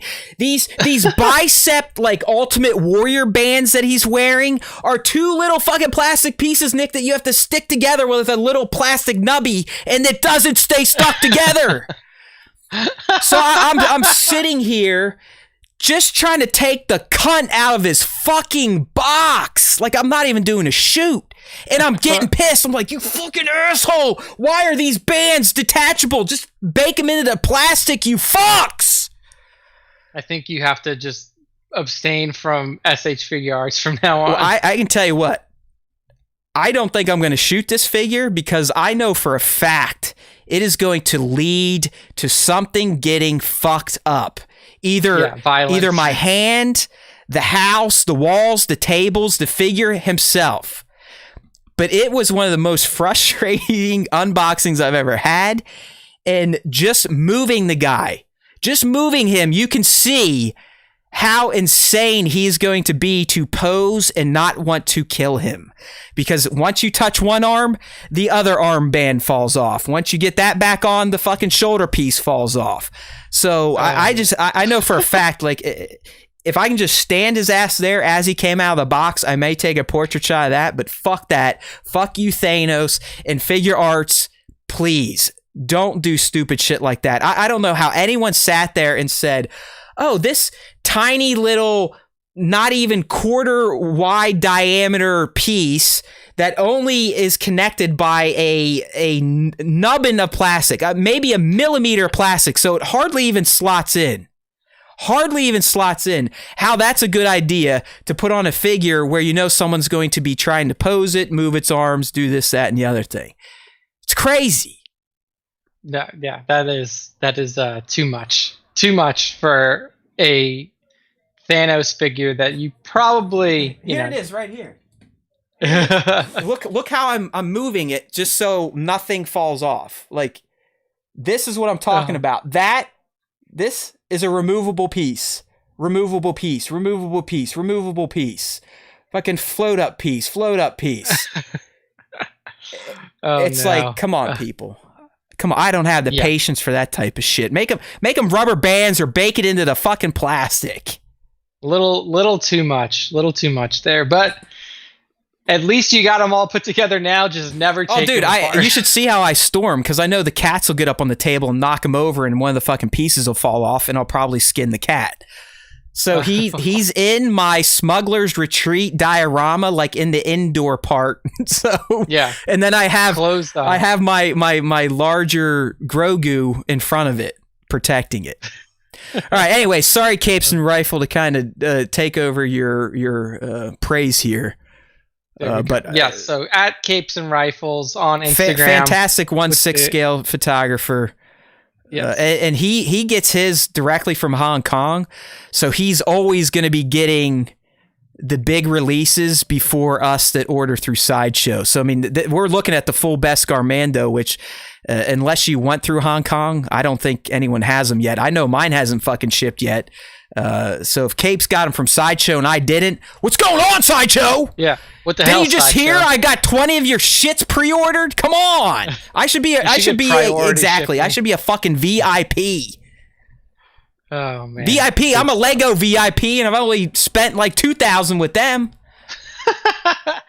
Oh Jesus, yeah, they do need to have like a tiered plan over there at Sideshow. Once you spend so much money, you can get some extra perks. Well, I mean, they give you reward points, but I think my reward points for buying a $500 figure computes to maybe a $15 credit I can only use on another $500 figure. So it's like, thanks, Sideshow.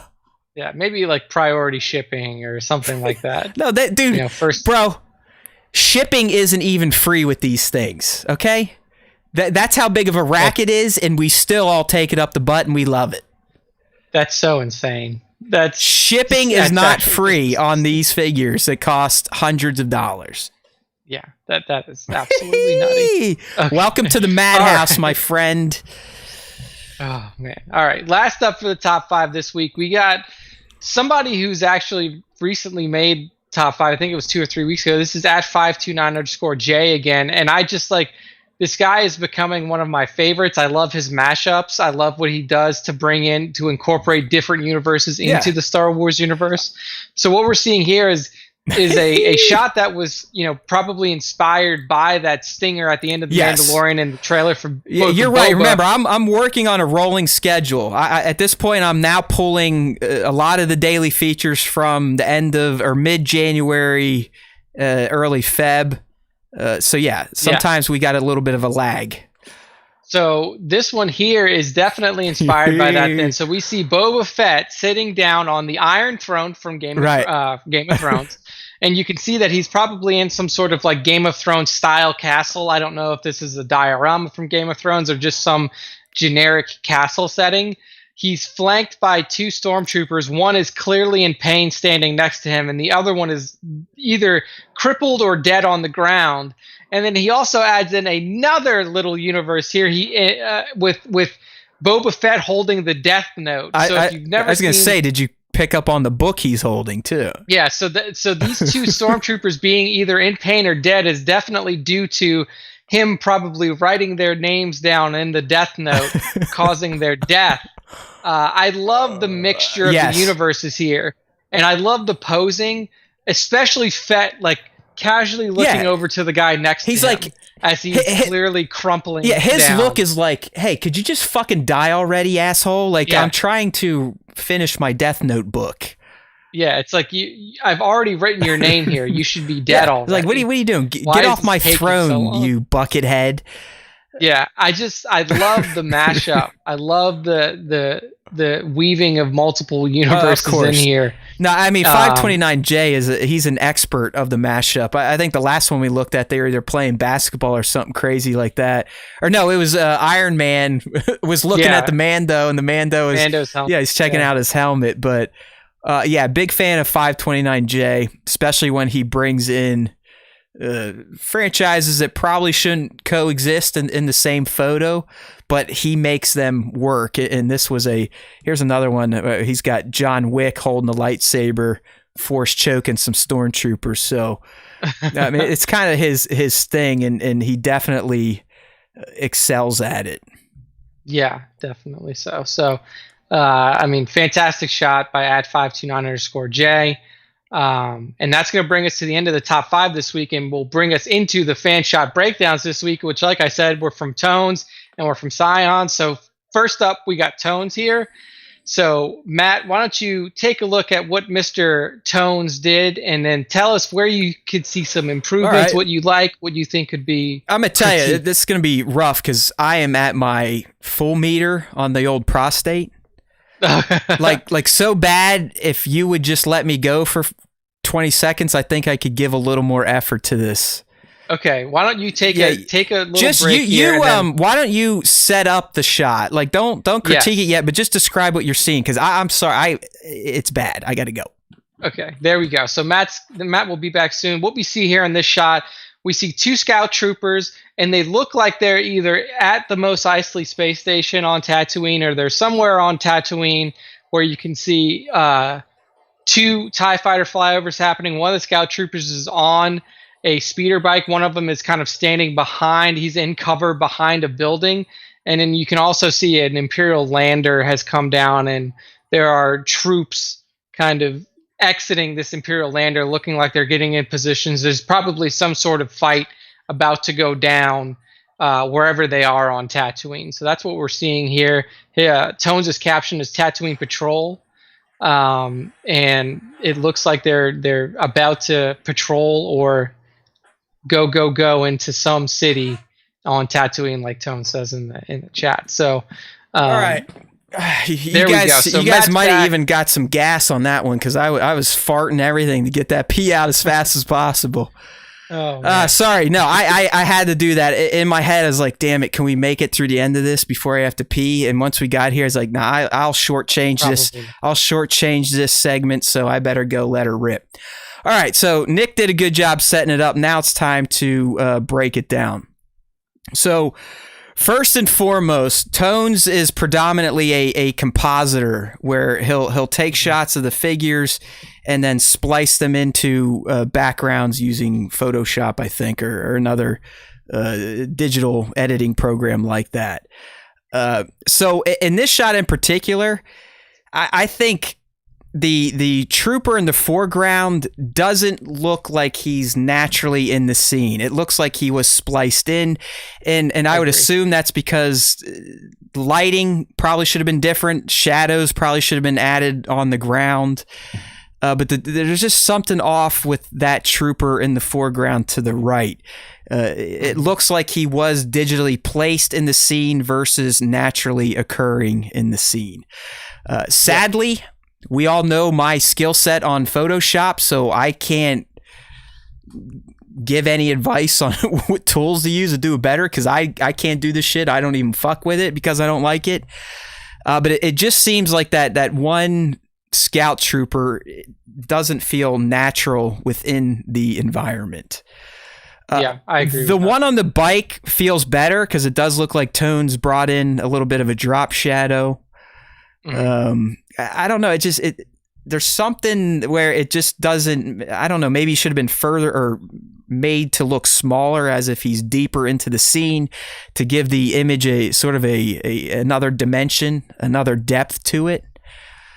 The background stuff, I don't know if the ship in the background was spliced in, but that looks really well done. It's brought in. Yeah. You got shadows. They seem to be sized properly based on where they're at in relation to the viewfinder or the lens of the camera.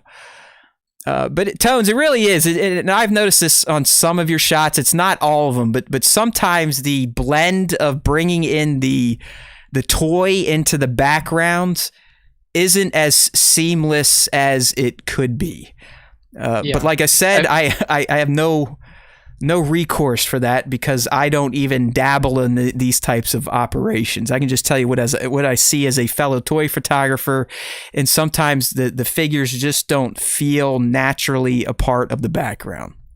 Yeah, for me, that's definitely the most prominent piece of feedback to give is that one figure off to the right hand side of the shot. And like you said, there's shadows placed really well underneath the lander in the background. There's a shadow placed really well underneath the speeder bike, but there's just no shadow associated with this character. I don't know if it would have sold it a little bit more if there was, or I don't know what Tones' thought process was on why there wouldn't be a shadow. Maybe thought like given the light source in the direction of the light. That's the hard part of doing composites is you in your mind have to shoot the figure with the light that you think the background you're bringing them into would cast on the subject. Yeah, it is. It's hard. I don't do it. You really got to have the imagination because you're essentially shooting on a blank template, and then you have to make that template work within an existing background or another piece of art. Tone, some of the work that I've seen where the blending has been expert level. Your recent Predator shots. Your recent Predator shots was a seamless blend of your real shot and the digital background. It's got to be tough. Like I said, this is nothing I've dabbled in because it frightens me. Someone that may be good to reach out to, Black Series, Plastic Action, Mint Complete. They're all, in my opinion, some of the best at doing a composite and then blending it in with whatever brushes and shadows and other little nuances that you all have to do that do composites to really make the figure feel like it fits within the scene. Yeah.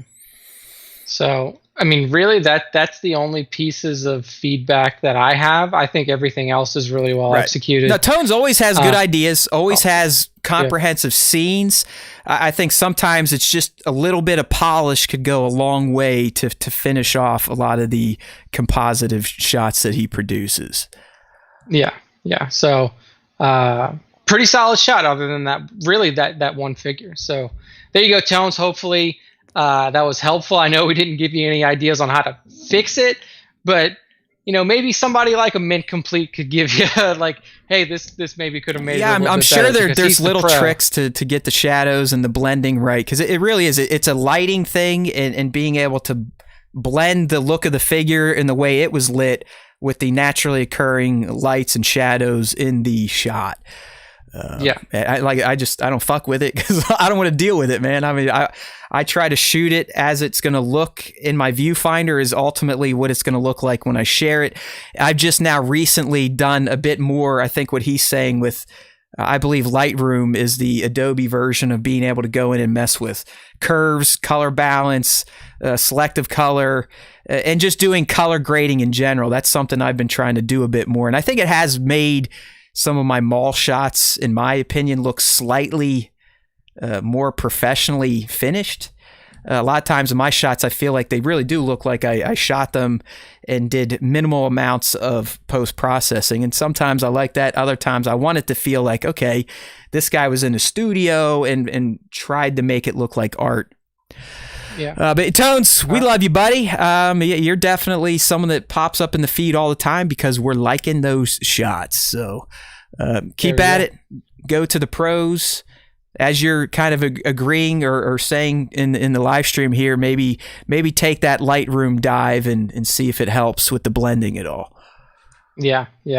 So the next shot here is from Scion XTC, and this is way more in line with what you were talking about. Your style is just kind of putting a picture in the frame and doing not too much in terms of post-processing. So what we see from Scion is a shot of Cara Dune, who, according to a lot of Star Wars fans, is one of the greatest characters ever created, and that's their opinion. Best character of all time. I've seen so many of those. Like, I can't believe it. She was the greatest action. I was like, all right. I mean, that's their opinion. Exactly. They're allowed to believe that. I don't agree with that. Have at it. Anyway, so this shot here is pretty straightforward shot. So Cara is posed. She's standing in a forest, and then just got a background blur going on there. So Matt, what do you see in terms of critique? I mean, obviously you got some great bokeh going on in the background. The focus, the aperture was set correctly to get that bokeh, which provides a nice looking background. I'm someone that, and I used to do this a lot in my portrait photography. I would take a picture as if they were looking at me, like I was working with them. Like, oh hey Gina, let me get a shot. And I've found, especially when you're in a poser with like a gun, and as she's, it seems like Scion has her walking right. I've found that a lot of times when you have a character that is in some form of action pose or movement, and they're looking directly at the lens as if breaking the fourth wall, if you will, it throws the shot off. Like it doesn't make the shot feel natural. It's like, why would someone be taking a picture of Cara posing a gun that way with her looking right at the camera as if this was a staged picture? Does that make sense? Yeah. So what I've started doing with my portrait photography, and a lot of times it's very minimal, and I'd actually say one of my last mall portraits, I broke my own rule where I think it looks like he's looking right into the fucking camera. But I try to either tilt their head a bit as if you're catching them on a walk, or if they're not directly looking at the camera.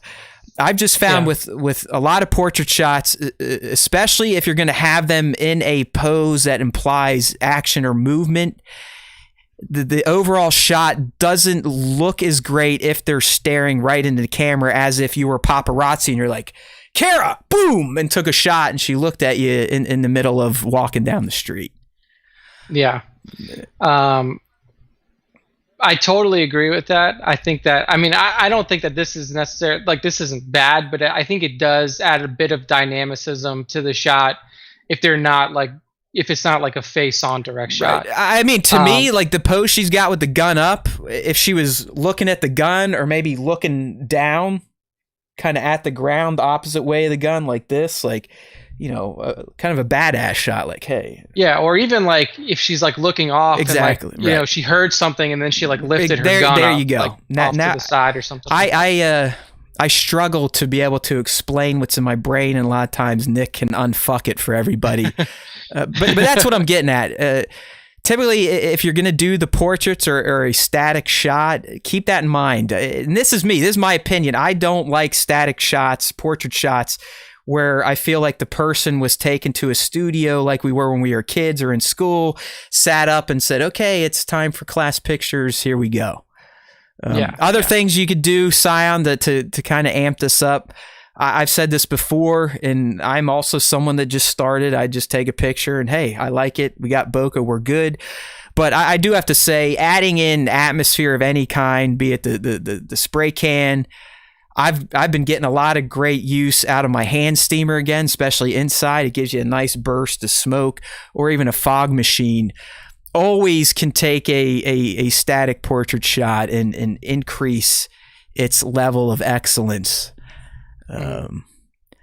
Okay, so I have one question for you, Matt, and I don't know if this is something that's possible. I'm sure it's possible to do, or it's something that you know how to do. So, like, I know that like joint wise, you can't really do much about the joints. That they're toys, they have Right. joints. But like on her hair, like on the top of her head, you can see like it's not really like a joint line, but it's almost like where the two pieces No, of you're right. plastic were You're right. And conjoined. I will typically, if I see those, I'll go in with my Affinity app and use it's like a magic pen where you just draw a line over it, and through computer science and AI, it just overwrites that line and takes whatever's around it and makes it look seamless. Yeah, Okay. just doing little touch up shit, like cleaning up the line on her head, like Nick said. But we even Maybe like popping the eyes a little bit. yeah, right. Lighten the eyes, dodge them out. Like I've on all my recent mall shots, if you look, the orange in his eyes is pronounced, and I'm not putting a layer. There's two ways to make eyes kind of pop. You can put a layer on it and blend it as an overlay and work the opacity, or in a character with Maul where the eyes are already pretty bright, I just go in with my dodge tool and dodge his eyes once or twice to make them even lighter in color, more pronounced. Yeah. I think that even something as little as that with the eyes would make the shot pop a little bit more, because right now, I mean, it's a toy and you don't have the benefit of like, them going in and doing an extra bit of pop on the eyes. Right. It kind of just blends in with the rest of her figure, but like having that little bit of extra brightness on the eyes, having that coverage on that little piece of plastic on her hair would just make it seem that little bit more lifelike. And I think Um, Scion is a predominantly outdoor shooter, and shooting outdoors, it's my favorite, but the light can be, it can be your savior. It can also be your enemy. Yeah. So when you shoot outdoors, you typically want to stick to certain times of the day. You either want to go in the morning before the sun is fully risen. I would say around 10 o'clock, the shit starts to get a bit too intense. Not heat-wise, but just that fucking bright white light that can drown out a figure if it's in direct sunlight. So I typically, if I'm not shooting before 10, which let's be real, I mean that's never happened. I mean, maybe a few beach vacations I got up early and wheeled out to try to get a sunset shot. But a lot of times if I'm shooting outside, Nick, I'll make a point to not even go out until almost 4 o'clock. And to let the sun start to go down a bit so it's not as bright and harsh. Because it can wash figures out, it can blow out the photo, it can overexpose it. And if you do want to use your own lights, obviously the high noon sun is also just going to blow them out. Like it'll just get completely washed out by that bright light. So yeah, I mean it's not an easy game. I mean, I can remember Stunt Buddy. Obviously he's very creative. He's done previs for Punisher series. Like, I mean, he's big boy stunts. Like, no fucking around. The guy is accomplished. Yeah.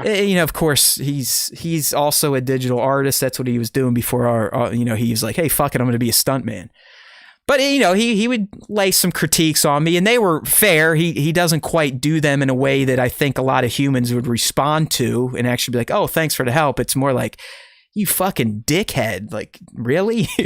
But I remember one time he's like, nah, man, it's easy. It's like this. I'll just go out in my basement and do it real quick. And he came back. He's like, it's a little harder than I thought, setting up a static dead figure and trying to make it look somewhat real.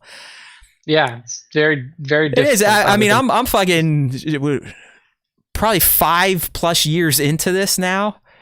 And I still feel like I'm getting better. I still feel like I have turds. There are days when I'll release 1,000 like Maul, and then I'll follow it up with a 300 like shot of a flame trooper.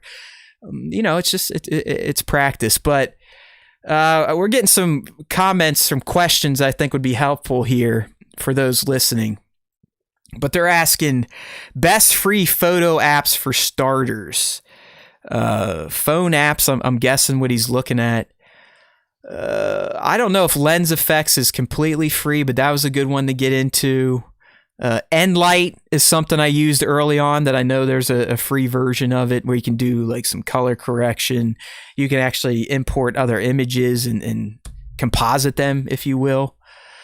what else did I used to use before Affinity? But it's been so long. I use Affinity for iPad, which is in my opinion, it's just as powerful as Adobe, but it's not as confusing in terms of its workflow. There, Bat saying Wurble is another one you can use, Laser Sword. There's a lot of free phone apps out there, but you will find after a while that you may want to start tapping into the cheaper ones, the paid ones. I think Affinity for iPad, you can, when it's on sale, get it for $10, and it's well worth it. It's updated all the time. I just got update. They gave me a bunch of new free brushes and overlays just built right in, which was nice. I think someone to go to for apps, Blainer Things. Blainer Things, pretty much everything you see is created on an iPad and an iPad only. And he doesn't use Photoshop. So I think he's using the effects app, the lens effects, all that fun stuff. There you go. All right. So there you go. You know, Scion, if you're doing the portraits, try to not make them look like it's picture time. You know, I mean, all that we were missing was Gina smiling for like a cheese moment, right? Like cheese. But you're there. You got the bokeh down. I would suggest, it looks like you might have been shooting this midday. You may want to wait for later in the day so the light isn't as harsh. But you get there. Just keep trying. So that's the end. Go ahead. I was going to say on a lot of those apps that I first started using, the reason I don't use them anymore is what Bat just said right in the chat. Unfortunately, especially the lens effects, which is awesome. I mean, it's fucking badass. You get muzzle flares, fires, explosions, smoke, lightsabers, all at the tap of a button. But when you go to export it, it reduces the overall resolution. And to me, that was just like, nah, dude, I got this high-end camera. I'm shooting in RAW. I don't want to take a 20 meg image, add some effects on it, and when I output it, it's reduced to like 3 megabytes. That's a little too much compression, little too much loss of natural resolution. So that's why I ultimately have ended up with a Photoshop-esque app only on the iPad. And the reason I only do stuff on the iPad is because I've just been at my computer for 3 hours talking to all you assholes about Star Wars time. Don't want to stay there. There's a point in my day, being a professor who teaches remotely now, there's a point in my day where I don't want to fucking be at my Mac. I want to be laying on my couch, either wasting my life on my phone or on my iPad. There you go. And that allows them to do it. So that's the end of the fan shop breakdowns this week. That's the end of the top 5, and that's the end of the show. So Matt, take us home to the end of this now 3-hour-long podcast. I was going to say, guys, you got another look at that. We weren't thinking we were going to make a long show today, but you still got a 3-hour-long show. So I'm sure Nick's going to break out the Matt voodoo doll after this and stick a few needles into my eyes, because he probably just wants to get back to gaming or making dinner or lunch. But hey, it happens. I think we always have a good conversation, right? On the Star Wars Time Show, here's one thing that you are always guaranteed to get. You're never going to get dead air. You're not going to get a lot of whooms and ha's and ahs and like this and like that. We keep things flowing. I mean, I might have to take a piss break every show, but you try sitting down for 3 hours straight talking after you drink a couple of these big-ass Yetis every day. It's impossible. And I'm 40, so I'll probably be in diapers in a few years. Right? It is what it is. But we're all here. We just had some Star Wars time. That's what we do. That's who we are. That's why we show up every Tuesday about 2 to 3 p.m. East. You never know. It's in between that hour. We're getting some lovely sun rays on Nick's feed right now, which lets me know that we should be wrapping this shit up because the sun is shining in Texas and it is time to eat some brisket. So let's do it. Let's dance our way over to that StarWarsTime.net shit. Here we are. We're here. Look, if you're on the live stream, StarWarsTime.net, the home of the Star Wars Time Show, where you can get all the details you may or may not need to support us. Clearly, people don't get our message every week. That's okay. We press on. We'll be okay with our loyal band of brothers and sisters that we have now. We want more to join. To do so, your first stop should always be StarWarsTime.net. That's where the topics will get posted that we're going to talk about. That's where you have all the jump-off points to get the show on whatever podcast platform you want. And by that, I mean it's going to be on Apple, Google, Spotify, Android, Pandora, iHeart, Stitcher, TuneIn, Deezer, RSS, email. You can even download the shit. We give it away for free. We're like, here, you want the digital file? Have it. We just want you to speak our names. Anytime you hear someone say Star Wars, you should instantly go, Star Wars Time Show! And they'll be like, what the fuck is wrong with you? You're like, sorry, it is a new form of Tourette's that Matt and Nick gave me. Star Wars Time Show! Star Wars Time Show! You get it? And they're going to be intrigued. They're probably going to be slightly concerned and disturbed, but they will be intrigued, I promise you, which will lead them to the Star Wars Time Show via StarWarsTime.net.